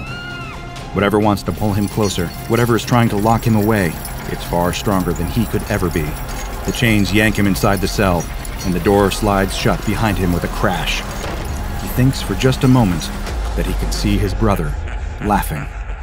Then, he's gone, leaving only an empty cell and a traumatized assistant behind. Sometimes the sins of the past come back to haunt you, and unfortunately for this particular man, there's no statute of limitations when it comes to SCP-567, or The Dungeon. In case the nickname wasn't clear enough, The Dungeon is not the sort of place you would ever want to be confined. SCP-567 is a series of 8 cells located beneath Foundation Site 41. Each cell has a designated number from SCP-567-1 through SCP-567-8. Most of the time, the cells are inactive and indistinguishable from any ordinary prison cell. However, when someone that one of the cells deems to be guilty of a specific offense enters their proximity, the anomalous properties of SCP-567 become abundantly clear. Each cell punishes a specific horrible act. SCP-567-1 targets those who have committed theft. 2 punishes sexual violence. 3 and 4 punish various types of murder. 5 punishes adultery. 6 and 7. I'm afraid I can't quite make out what it says. Someone appears to have deliberately scratched out the text in the file. As for SCP-567-8, whatever wrongdoing it chooses to penalize is still unknown, and it is never activated in the entire time the Foundation has known of it. Every other cell is completely empty, but 567-8 contains one single, antique wooden chair in the center of the room, nailed to the floor. The purpose of this chair is unclear. When an individual who has committed one of the aforementioned acts comes within 2.5 meters of their corresponding cell door, a pair of shackles will shoot out from within the cell, seemingly materializing out of nowhere. These shackles will then lock around the individual's wrists and drag them inside, at which point the cell door will slide itself closed and lock, and the prisoner and shackles will disappear. Multiple researchers have compared this anomaly, both in its function and its methodology, to SCP-1002, or Demisers, and SCP-2701, or True Solitary Confinement, which I have discussed at length before. Since the Foundation first contained SCP-567, only 2 prisoners have ever reappeared after being taken. 68 hours after he was first placed inside SCP-567-3, D903912 escaped and was found collapsed on the ground just outside Site-41.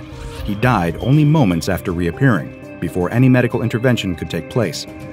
An autopsy showed severe injuries, including lacerations, internal bleeding, and burns on his wrists and ankles.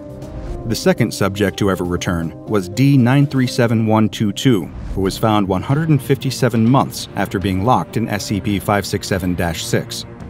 In spite of her injuries, which included head trauma, missing fingers, and the same burn marks on her wrists and ankles, this subject had a great deal more energy and attempted to attack the Foundation personnel that found her.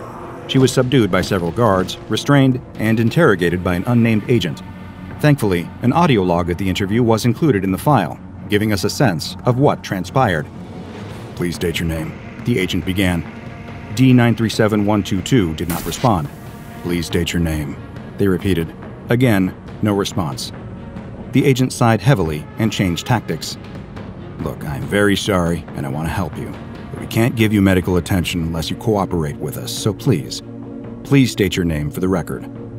At long last, the D-Class responded with an intense outburst. My name? You want to know my name? Screw my name! There is no name, there is no anything! But there is. I escaped. I got the medal off, none of the... And here the audio was corrupted to the point where I couldn't understand what was being said. After the interference clears, D937122 could be heard shouting, I should be free! Let me go! A struggle followed as she attempted to escape custody. The agent then replied, in an attempt to calm the D-Class down, I apologize, but now we have the opportunity to... Screw your opportunity. There is no opportunity. There's only escape. You called me a monster. Maybe I am one. But the nightmares, they... She briefly broke down into unintelligible mumbling before returning to normal speech. Compared to their crimes, I've done nothing wrong. Nothing at all. I haven't done anything wrong. Nothing. At this point, the D-Class became inconsolable, all coherent speech dissolving into sobs. The agent attempted to calm her down, but she remained hysterical. After several moments of sobbing, the D-Class began to gasp, as if she was having difficulty breathing. She clutched her chest and began to go into apparent cardiac arrest. The agent attempted to administer CPR, but it was unsuccessful, and after a few minutes, she was dead. An autopsy was ordered following the interview, which revealed the apparent cause of her death. Her body was covered with tiny punctures, and a toxicology report revealed an unknown poison in her bloodstream. Though only 2 people have ever emerged from SCP-567, they were not the only organic life forms to break out of the dungeon's cells. Every so often, the doors of a cell will open, and an entity will emerge. These creatures are given the designation SCP-567-9, and they are always aggressive. They do not usually match the description of any existing animal, instead appearing to be some sort of undiscovered creature. Once an instance of SCP-567-9 has escaped its cell, it will attempt to leave the dungeon and attack anything that gets in its way.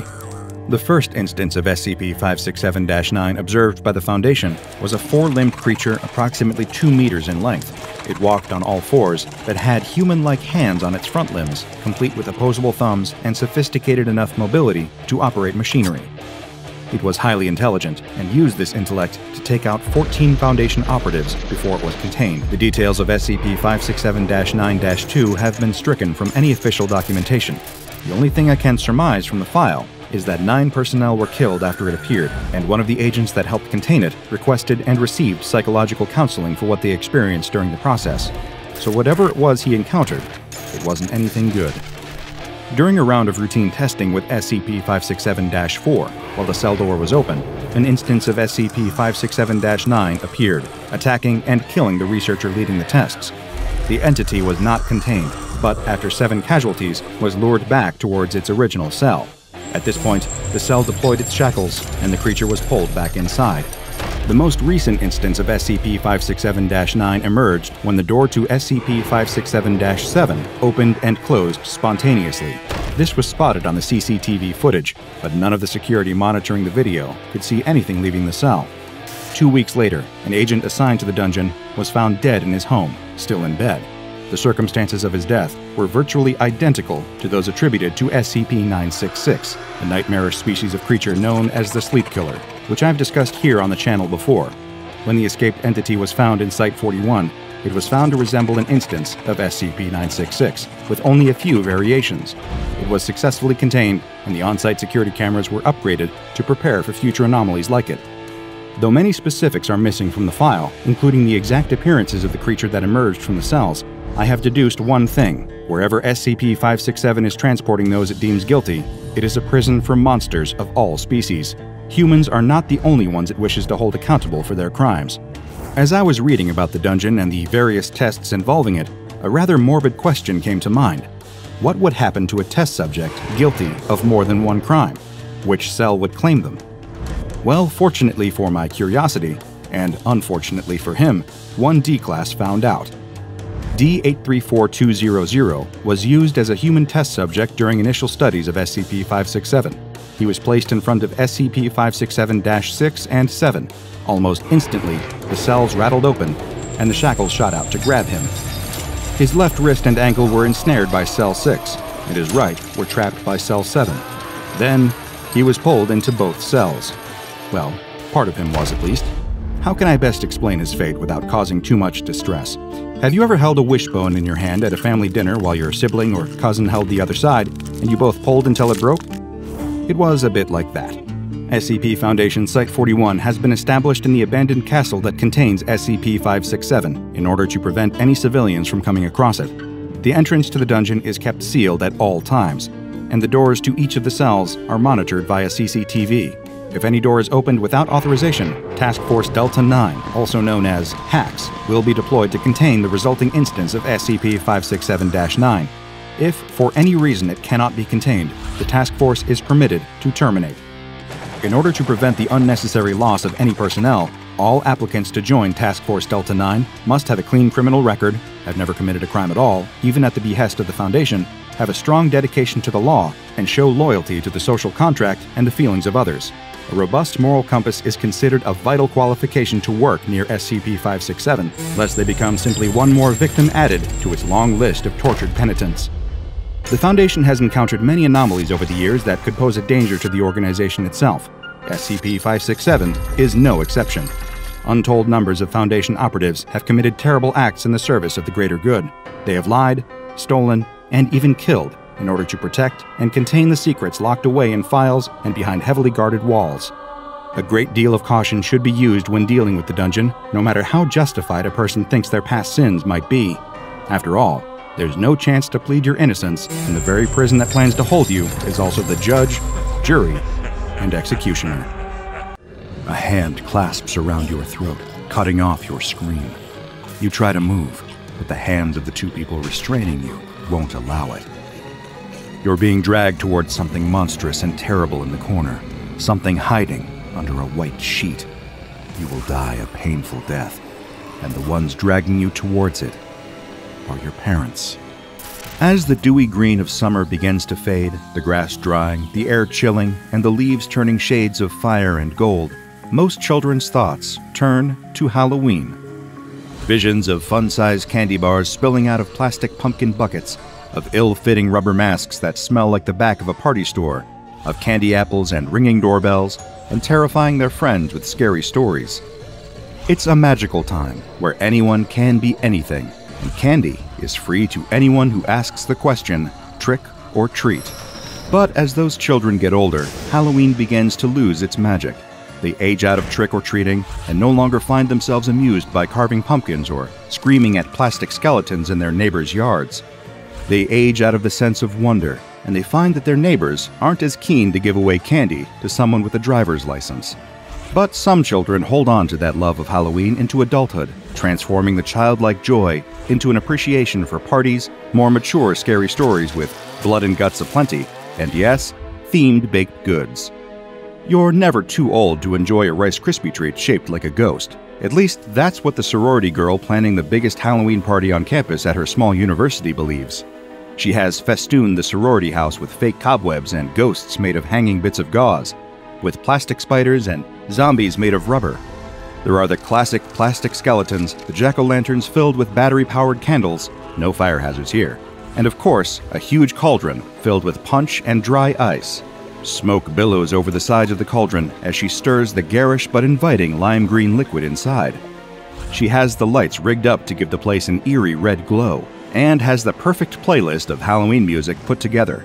Now she just needs to wait for the guests to arrive. At first, she worries that no one will come. The first few people to ring the doorbell turn out to be trick-or-treaters, and she sends them away with a fistful of candy bars and a smile. But each time, she is secretly a little disappointed. About an hour after she finished setting up, guests begin to arrive. Even if not everyone at school is into Halloween, there are very few college students who will pass up an opportunity for a party, and before long, the house is filled with dancing pirates, vampires sipping cups of punch, werewolves digging into bowls of chips, and cats flirting with dogs. Everyone is dressed up and embracing the Halloween spirit, and the girl couldn't be happier. She's been so busy playing hostess that she almost forgot to dress up, but she takes a moment to steal away upstairs and put on her costume. A classic witch costume, black dress, black shoes, and complete with a pointy black hat. As she heads back downstairs, dressed up and ready to have a great time, she takes a moment to survey the crowd. It seems like everyone on campus decided to come to her party. The girl is going to get herself a drink and settle in to enjoy her party when she hears the doorbell ring. Someone else is here. But as she walks toward the door, she pauses for a moment, an icy chill of dread washing over her. The party guests know that they can just walk right in. That's what they've been doing all night. And it's almost midnight, much too late for trick-or-treaters. Who's out there? She peers through the peephole and sees someone in a rudimentary ghost costume, covered head to toe in a white sheet. Even if it's someone she knows, she wouldn't be able to recognize them like that. She can't explain why, but she has a bad feeling about this person. She doesn't want to be rude, but she wants to let them in even less. She turns back away from the door, ready to let the stranger stand on her porch all night, and finds all of her party guests standing still, staring at the door, staring at her. She tries to laugh it off and get everyone to return to the party, but the energy in the room has shifted. Everyone's focus is on the person on the other side of the door. She walks to the punch bowl, pours herself a cup, and encourages everyone to get back to the party. Instead, a pirate and a mermaid walk to the door, turning the knob even as the girl asks them to stop. They open it, letting the stranger in the sheet inside. The figure glides through the door, moving in a way that seems just a little bit off. The girl is struck with a feeling that she hasn't experienced since she was a little girl, the sense, deep down in her gut, that something could really be a monster. Whatever she does, she can't let the thing in the sheet get close to her. She doesn't know what will happen, but the thought of it turns her stomach with a primal sense of danger. She starts to run, but a girl dressed as a tiger grabs hold of her arm, wrenching her back. The girl struggles to free herself, but a man in a vampire costume grabs her other arm, gripping her so tight his knuckles turn white, and she can feel the flesh bruising. She pleads with her friends, trying to get them to see reason and release her, but they won't budge. The tiger girl apologizes through tears, but won't let go. As the girl thrashes, pulling so hard to free herself that she worries her arm will break, the figure in the sheet inches closer and closer. She shouts at it, demanding to know who it is, what it wants, why it's hiding behind that sheet. But it doesn't say a word, doesn't give a clue. There's no expression to read, only the blank white fabric. When it reaches the girl, her feet fly out from under her, and she collapses to the ground, yanked forward by an unseen force. Something is pulling her under the sheet. She claws at the floor, trying to drag herself away from the force, but she can't. The party guests watch, helpless, as their hostess disappears under the sheet, until the only thing left is her writhing silhouette and her screams. Then, the screams go quiet. Nothing left of the girl but her witch's hat lying on the floor. The figure gathers its sheet around itself and calmly walks out of the party. Those unfortunate guests watch their even more unfortunate friend encounter the creature known as SCP-6096. SCP-6096 is a humanoid entity that spends all of its time hidden beneath a large cotton sheet. A vague sense of its shape can be garnered by observing the entity, but its body is hidden at all times, preventing a complete physical description from being recorded. However, Foundation researchers have determined via a cursory examination that the entity is 1.55 meters tall and that it weighs approximately 48 kilograms. The sheet itself is larger than SCP-6096's body, trailing on the ground behind it by at least a meter whenever the entity moves. All attempts to remove the sheet in order to get a proper look at the thing have been unsuccessful. One of the most unusual properties of SCP-6096 is that it cannot be harmed. I don't mean that it is impervious to damage, but rather that any living being that attempts to engage in a behavior that would harm the entity finds themselves unable to do so. This includes, but is presumably not limited to, actions such as attempting to attack SCP-6096, attempting to order others to attack SCP-6096, attempting to trick others into attacking SCP-6096 without their knowledge, laying a trap for SCP-6096, ordering others to lay a trap for SCP-6096, creating an autonomous device that would harm SCP-6096, attempting to leave SCP-6096 unsupervised and in harm's way, and attempting to remove SCP-6096's sheet. Most of the time, SCP-6096's behavior is described as peaceful and docile.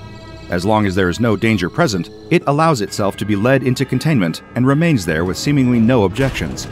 However, every so often, the entity becomes active and will attempt to leave its location.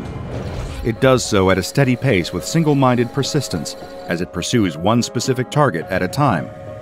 It is uncertain how the entity chooses a target, but so far, it has always been a seemingly random human being somewhere on Earth.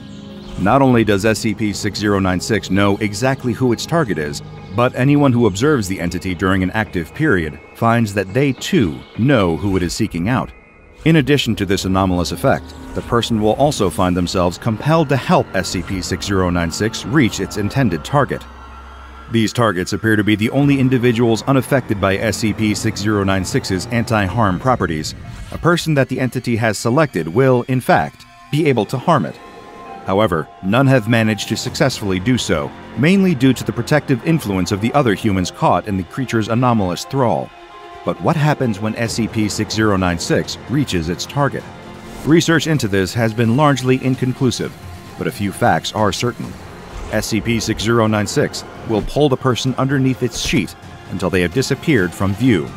If the victim is conscious, they can be heard fighting, struggling, and screaming in unimaginable agony for up to 40 minutes. Then they go silent and are never seen again. Once its chosen victim has disappeared, SCP-6096 becomes docile and largely immobile again, and can be led back to containment. Whatever happens to its targets under that sheet, it is definitely not anything good. SCP-6096 was discovered by the SCP Foundation on September 12, 2018, when police were called to the home of the Mallion family in the town of Durham, New Mexico. Samuel and Amanda Mallion greeted the officers in a state of distress, claiming that a person wearing a sheet had come into their home and somehow caused their 16-year-old son Desmond to disappear. Authorities spotted SCP-6096 inside the home and planned to remove the sheet in order to interrogate and detain the suspect, but found themselves unable to take another step closer to the thing. Terrified by their inexplicable encounter, they submitted an incident report to their supervisor, who passed it up through the chain of command in the regional government until it landed in the hands of the SCP Foundation. Alongside the police report, the Foundation was able to access security camera footage from the Mallion family home. A transcription of the video's contents is included in the official Foundation files. I'll do my best to summarize its events. The home security footage depicts the Mallion family sitting on their living room couch, facing the television. Samuel and Amanda watch a program on TV as Desmond idly scrolls through his phone. Outside, a car can be heard pulling into the driveway. Though the driver's identity has not been confirmed, this is believed to be a local taxi driver named Drake Ellen, dropping SCP-6096 off at the Mallions' door. A moment later, Samuel draws his wife's attention toward a window. At first, the two are surprised but amused, assuming that SCP-6096 is some sort of errant Halloween decoration. However, they become increasingly disturbed as the sheet-covered figure approaches their door and begins to knock, so softly it is nearly inaudible. As Samuel gets up to enter the door, Amanda grabs her son's arm, holding him in an increasingly tight grip and refusing to let him pull away. Unable to stop herself, no matter how upset she becomes, she holds Desmond still as her husband lets SCP-6096 into the house. It glides across the floor toward Desmond, who struggles to break free from his crying mother's grasp. Amanda can be heard reassuring him, saying, "You just stay still, honey. You just close your eyes. It won't hurt if you just close your eyes. I love you. Desmond struggles harder, but finds himself unable to break his mother's hold. He kicks his legs, knocking his phone to the ground as the sheet-covered entity draws closer and closer. He begs his mother to let him go, but she doesn't budge. His father, through tears, says, "Just stay still, son. Just stay still. It won't hurt for long.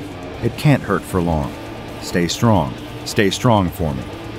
Starting with his feet, the entity begins to cover Desmond with its sheet, pulling him out of sight. Amanda and Samuel watch in wordless, open-mouthed horror, silent screams stretching their faces into masks of terror and grief. Desmond can be heard screaming, thrashing violently beneath the sheet, though what exactly is happening to him under there cannot be seen. This continues for the next 36 minutes, until Desmond has completely vanished. At this point, SCP-6096 wraps itself in its sheet and sits down on the floor, watching the television without a care in the world. Amanda and Samuel, on the other hand, find themselves able to move on their own again and must reckon with what they just saw, what they just participated in. Samuel collapses to the ground, curling up in the fetal position and rocking back and forth in shock. Amanda stumbles backward, keeping her eyes locked on SCP-6096, and dials 911 on her cell phone. They stay right there until the police arrive. At this point, the video log cuts out. After the SCP Foundation was notified of the incident at the Malian family home, Foundation officers administered Class A amnestics to Amanda and Samuel, as well as to all responding officers who encountered SCP-6096.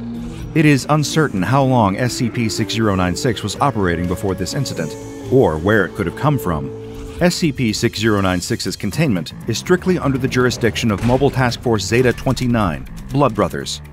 The anomaly is kept in a standard humanoid containment chamber, located on the grounds of Site-19, where it is monitored by on-site personnel via video and audio recording devices. If any changes in its behavior are noted, they are to be promptly logged and reported. Unlike most anomalies at the SCP Foundation, SCP-6096 is permitted to leave its containment area whenever it chooses. Whenever it does choose to leave, SCP-6096 must be escorted to its intended destination by MTF Zeta-29. Task Force members may use whatever method of transportation is most convenient at the time. While this group is escorting the entity, a secondary team will travel to its intended target, dosing them with a high-grade tranquilizer to render them unconscious.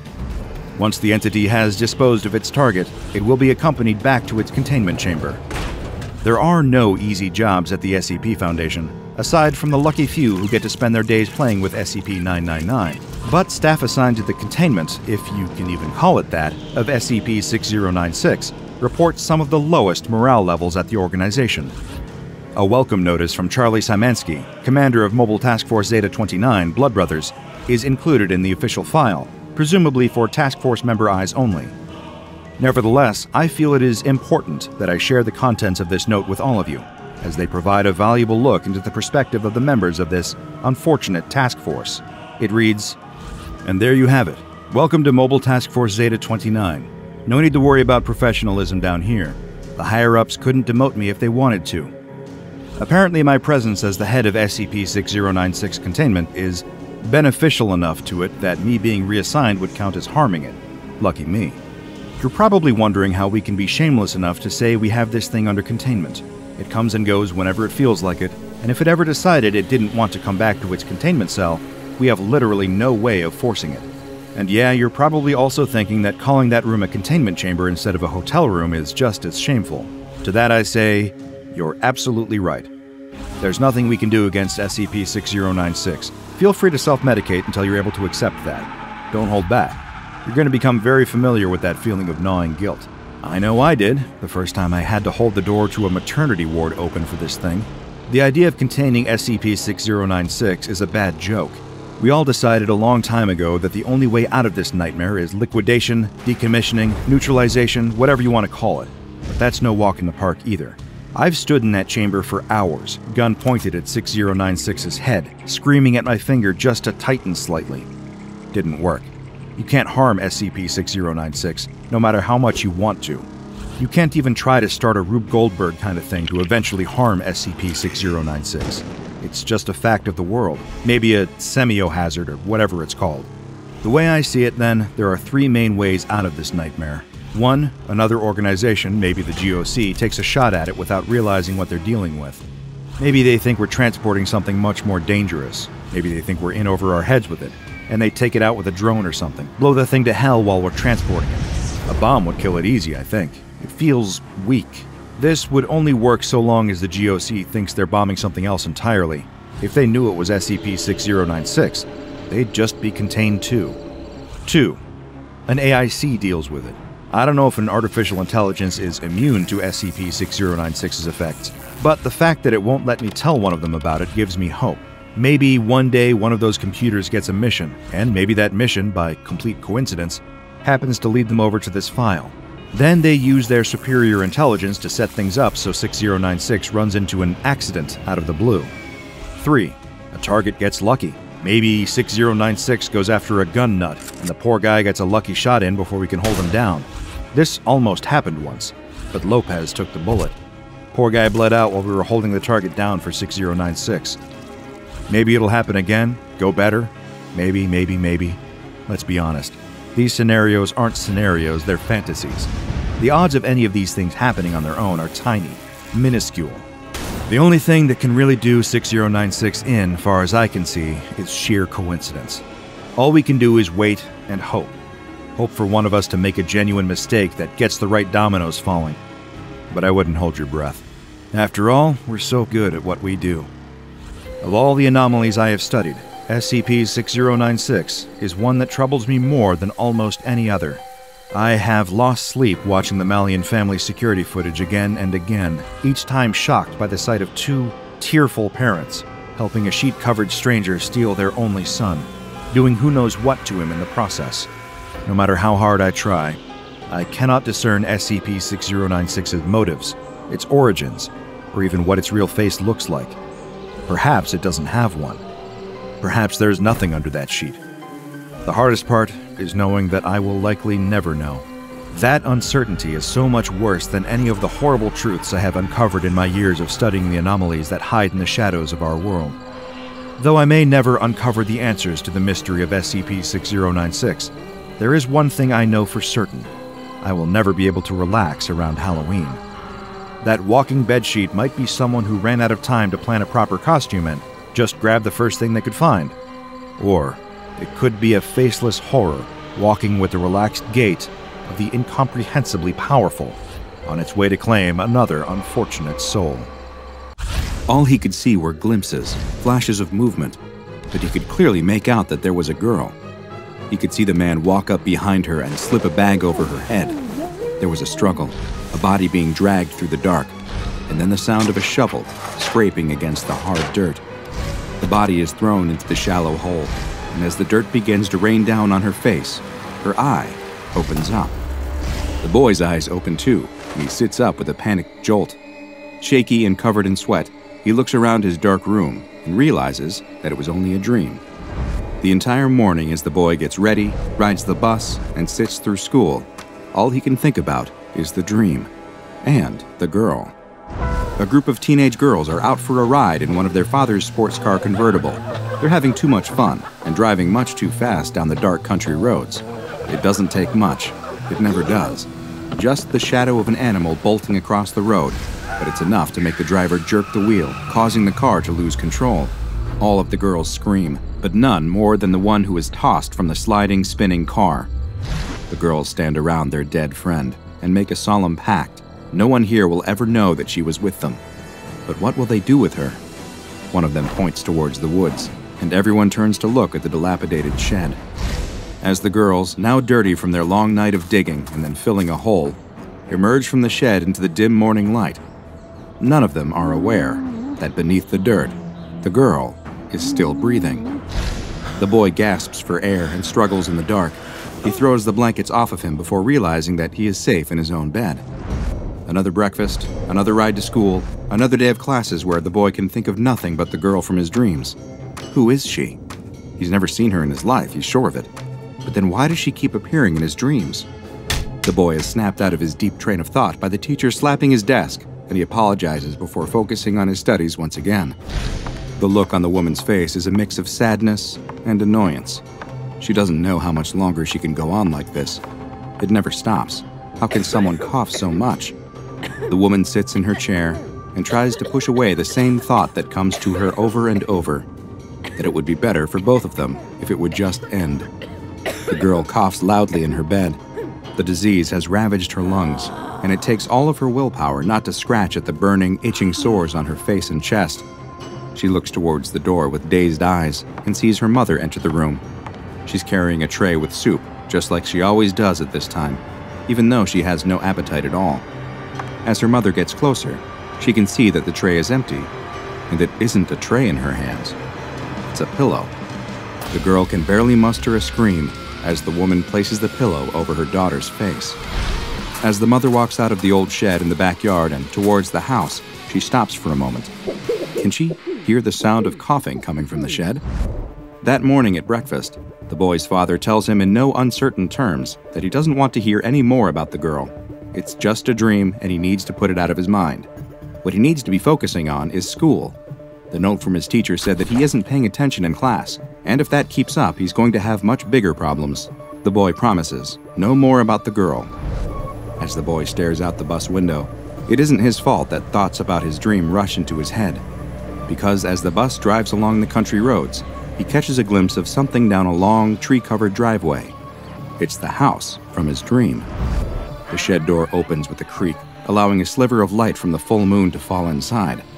The boy enters the shed as quietly as he can and goes inside. He soon emerges with his bike and a shovel strapped to his back before riding away from his own backyard into the night.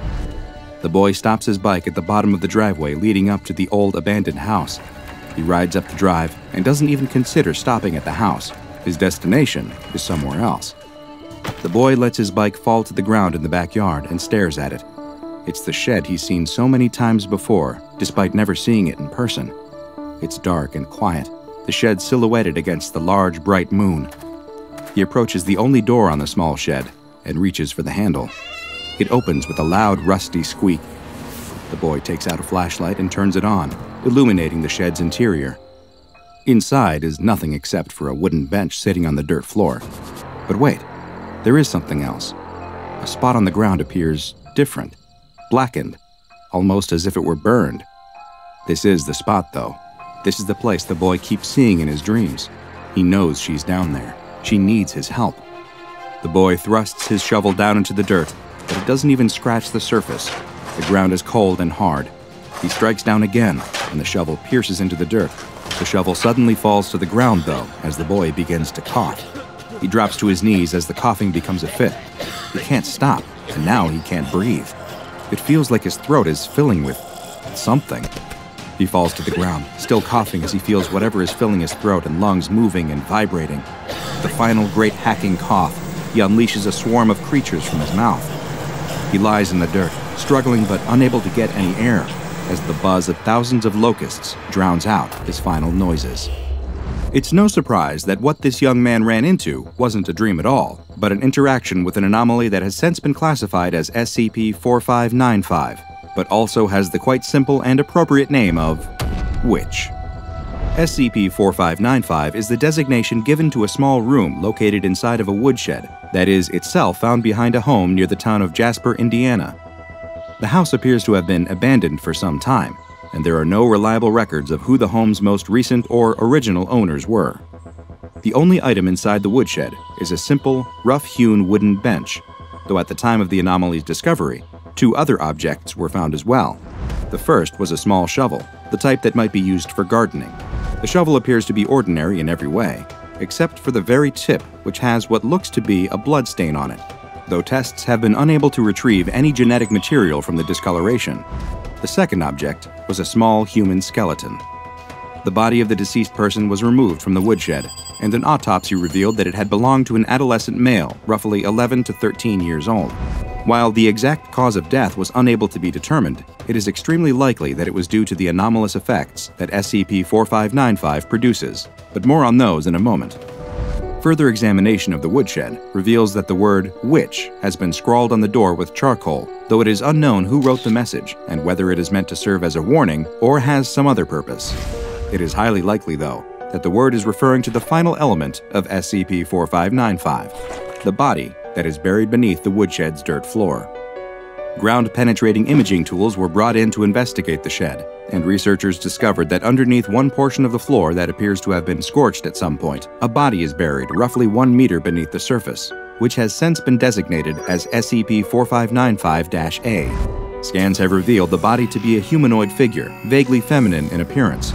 Its limbs are twisted in a painful and unnatural manner, and there are several large wounds present on its face, chest, and neck. But perhaps strangest of all is that despite evidence at the site pointing to the location not having been disturbed for many years, the corpse buried beneath does not seem to show any signs at all of decomposition, still appearing as it most likely did at the time it was interred in the ground. You are most likely asking yourself why the SCP Foundation has relied solely on subterranean imaging in order to assess the state of SCP-4595-A, and why they don't simply dig up the anomalous corpse. The reason why they haven't is due to the anomalous effects present at the site. Testing on SCP-4595 has concluded that anyone who enters the shed and remains there for any substantial amount of time will begin to experience a number of effects. First, they will start to feel paranoid, getting the impression that someone is watching them. This purely mental effect is quickly followed by a physical one, where the individual's skin will start to itch. Those who linger in SCP-4595 long enough will eventually begin to violently scratch at themselves in an attempt to relieve the itchiness. These effects, while very uncomfortable, will eventually subside if they leave the location, and it is very likely that they are meant to serve as a warning of what will happen if one partakes in the most dangerous aspect of SCP-4595, which is disturbing the body buried beneath it. Anyone who attempts to impact SCP-4595-A by attempting to dig it up or otherwise remove it from the location will quickly experience a horrendous anomalous effect. The individual will soon find that they are experiencing a shortness of breath, and soon will begin coughing and choking and be unable to breathe at all. This is due to a phenomenon in which any empty space in their chest cavity, lungs, airways, stomach, and intestines will completely fill with Schistocerca gregaria, better known as the desert locust. The insects will continue to appear within the individual's body until they expire, a process that typically takes mere minutes. Any locusts that manage to escape the individual's body, most often through the mouth and nose, will disappear into a vapor that quickly dissipates the moment they cross the threshold of the woodshed's doorway. So far, no method has been determined that can prevent any of SCP-4595's effects, and for the time being, no personnel are allowed to enter the anomalous shed except for testing purposes. But even in those cases, the disturbance of SCP-4595-A is not allowed. Due to the relative ease with which the Foundation can secure the site and is able to prevent anyone from entering, it has been classified as safe, with the additional disruption class of Dark and the risk class of Warning. Just what is SCP-4595? Is the SCP-4595-A body a victim, doomed to an eternity beneath this ramshackle shed? Or is it a monster, sealed away for some unknown purpose, the only warning for us to stay away being a single word on the door? Maybe one day we'll finally know the answer to why SCP-4595 is only known as the Witch. Watch this, the teenage boy says before jumping his skateboard up onto the stair railing. His friends watch in amazement as he deftly guides his board down the long rail. They hoot and holler in support until suddenly, the boy seems to lose his balance. He falls from the rail and tumbles down the stairs of the large parking garage where they had been practicing their skateboarding tricks. The boy hits the ground at the end of the stairs, and all of his friends go quiet. The boy is stunned, but eventually he opens his eyes and stands up, but none of his friends can do anything except stare. "Oh no, oh no, oh no," the boy says as he looks down at his arm, which is now bent at a 90-degree angle in a spot where no joint should exist. The children watching all begin to scream, and one, unsure of what else to do, turns and runs. "What do I do? What do I do?" the boy with the broken arm says to no one and everyone. Luckily, one of the group quickly collects herself and steps forward to take control of the situation. "Come on," she says. "We're getting you to the hospital." The girl puts her arm around him on his non-damaged side and helps him to the street, where they have a stroke of good luck. Parked just a block away is an ambulance. "Hey!" the girl cries out, waving towards the ambulance.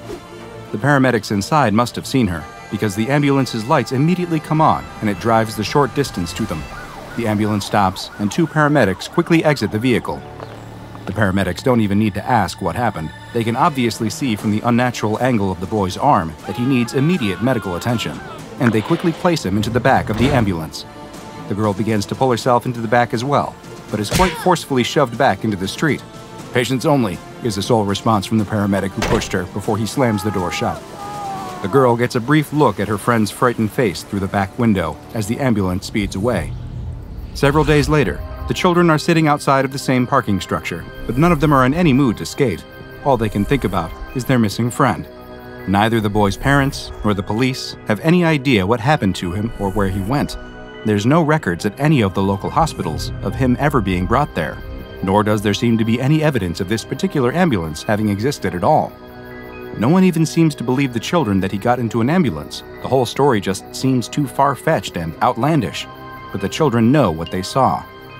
As they discuss the events for the 100th or perhaps 1000th time, one of the smallest of the group suddenly stands up and points. "There it is!" The rest of the group looks in the direction he's motioning and sees the same thing. It's the ambulance. None of them know what to do as the vehicle flies past them, this time with no lights on, and comes to a stop a block away from where they first spotted it. They watch as the two paramedics exit the vehicle and go around to the back. It's hard to see from this distance, but it looks as though they took something out of the rear of the ambulance, something that requires both of them to lift, before dropping it on the sidewalk behind some trash cans. The children watch as the paramedics get back into the ambulance and drive away, disappearing just as quickly as they appeared. After a moment of shock, they all in unison begin running to the place where the ambulance stopped. They come to a skidding halt just in front of the trash cans. None of them can do anything except stare until they all break out into screams, one of the children turning and immediately running away. And they have good reason to scream, because in front of them is their friend. His arm is no longer broken, appearing to have been somehow repaired in just a matter of days, but it is also no longer attached to his shoulder. The boy opens his eyes as his friends scream, and looks down to see that his arms and legs have been reattached at a new angle, jutting out from his back, leaving him standing on all fours, his face staring up at the sky like some kind of twisted animal. What happened to this young man was tragic, but he wasn't the first victim of this strange, malicious anomaly, and unfortunately, neither would he be the last, because this was SCP-4419, also known as the Butcher's Chariot. SCP-4419 appears to be a seemingly normal vehicle which resembles a standard ambulance, though the exact make and model varies between manifestations. This anomalous ambulance will appear spontaneously in locations where a medical emergency of some kind is about to take place. Just how SCP-4419 is able to predict where and when these events will take place is unknown, nor is it understood how it always takes the form of an ambulance that resembles one appropriate to the local area. Once the medical event has occurred, whether that be a minor injury like a sprain or something more serious, such as a gunshot wound, SCP-4419 will quickly approach the injured individual. Two individuals which have a humanoid appearance and are dressed in paramedic uniforms that are, just like the ambulance, always appropriate to the location, will exit the ambulance. They will then secure the victim, using a stretcher if need be, and place them in the back of the ambulance. While the individuals who emerge from SCP-4419 will, for the most part, act as though they are normal medical professionals, they will strongly resist any attempt to either impede them in their quest to secure the injured person, as well as prevent anyone else except for their target from getting into the back of the SCP-4419 ambulance, up to and including the use of extreme physical force. As soon as the paramedic-appearing individuals have managed to secure the victim in the back of the ambulance, it will then quickly leave the area at a high rate of speed, and research has shown that as soon as it is out of observation, SCP-4419 will demanifest, along with whoever is inside. But this isn't the end of what this anomaly has in store for its victim. Between 2 and 7 days later, the SCP-4419 ambulance will suddenly reappear at the same area where it picked up its victim. The same individuals will exit the ambulance and leave the victim somewhere nearby before getting back in the vehicle and leaving the scene once again. The victim who is left behind will always have suffered what can only be described as invasive bodily modifications. Their injuries are so extreme that in most cases they should have resulted in the death of the victim, and yet they will always somehow still be alive. While the exact form of modification will vary from victim to victim, there does appear to be some correlation between the original medical emergency and the resulting procedure. And the SCP Foundation has documented a number of encounters with SCP-4419, stretching all the way back to the early 1980s. Some notable examples include one from 1983, in which a pedestrian who was crossing the street was struck by an automobile, resulting in them breaking their leg. SCP-4419 was on site and quickly helped the man into the back of the ambulance. When he was returned several days later, all of his limbs had been reattached in such a way that they were protruding from the front of his torso. In another event which occurred in 1994, a man suffered a broken jaw in a fight outside of a bar. To no surprise, SCP-4419 was on hand and took the man away for treatment. When he was next seen, his jaw had been permanently forced open, and a glass window had been installed in the back of his throat, which permitted direct viewing of his heart, which had also been moved to the back of the throat. Unfortunately, there was no way to reverse this procedure, and the man had to be euthanized. In 2003, a husband and wife were in a car accident where they each sustained multiple broken bones. When SCP-4419 dropped them back off, the two had been fused together at the back, and any bones that were broken in the crash had been removed completely.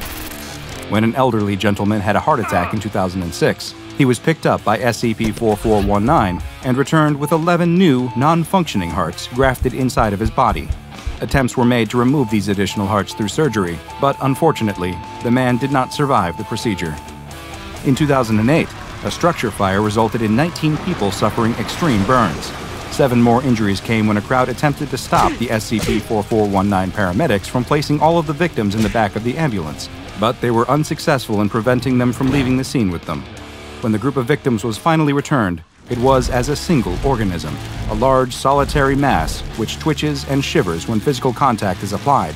No method for euthanizing this organism has been able to be found, and currently they are stored inside of a tank at Site-31.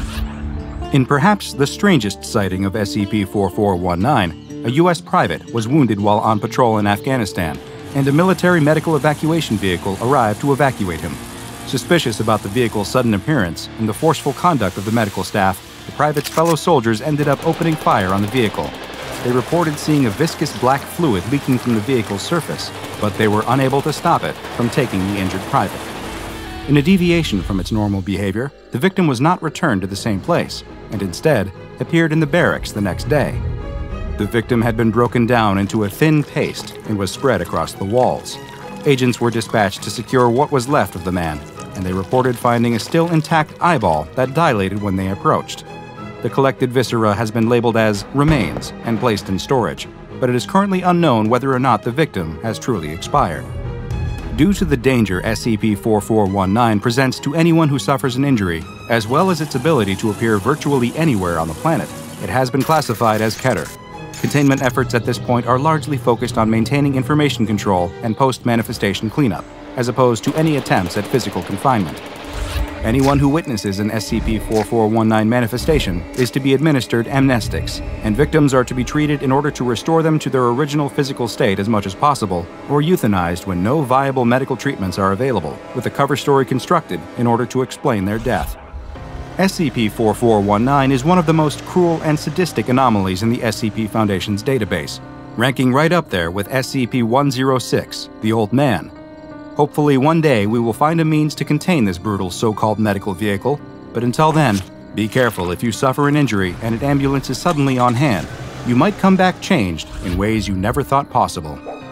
Now go and watch another entry from the files of DrBob, like SCP-4666, the Yule Man, for another anomaly that seems to delight in the suffering of others. And make sure you subscribe and turn on notifications so you don't miss a single anomaly as we delve further and further into the SCP Foundation's classified archives.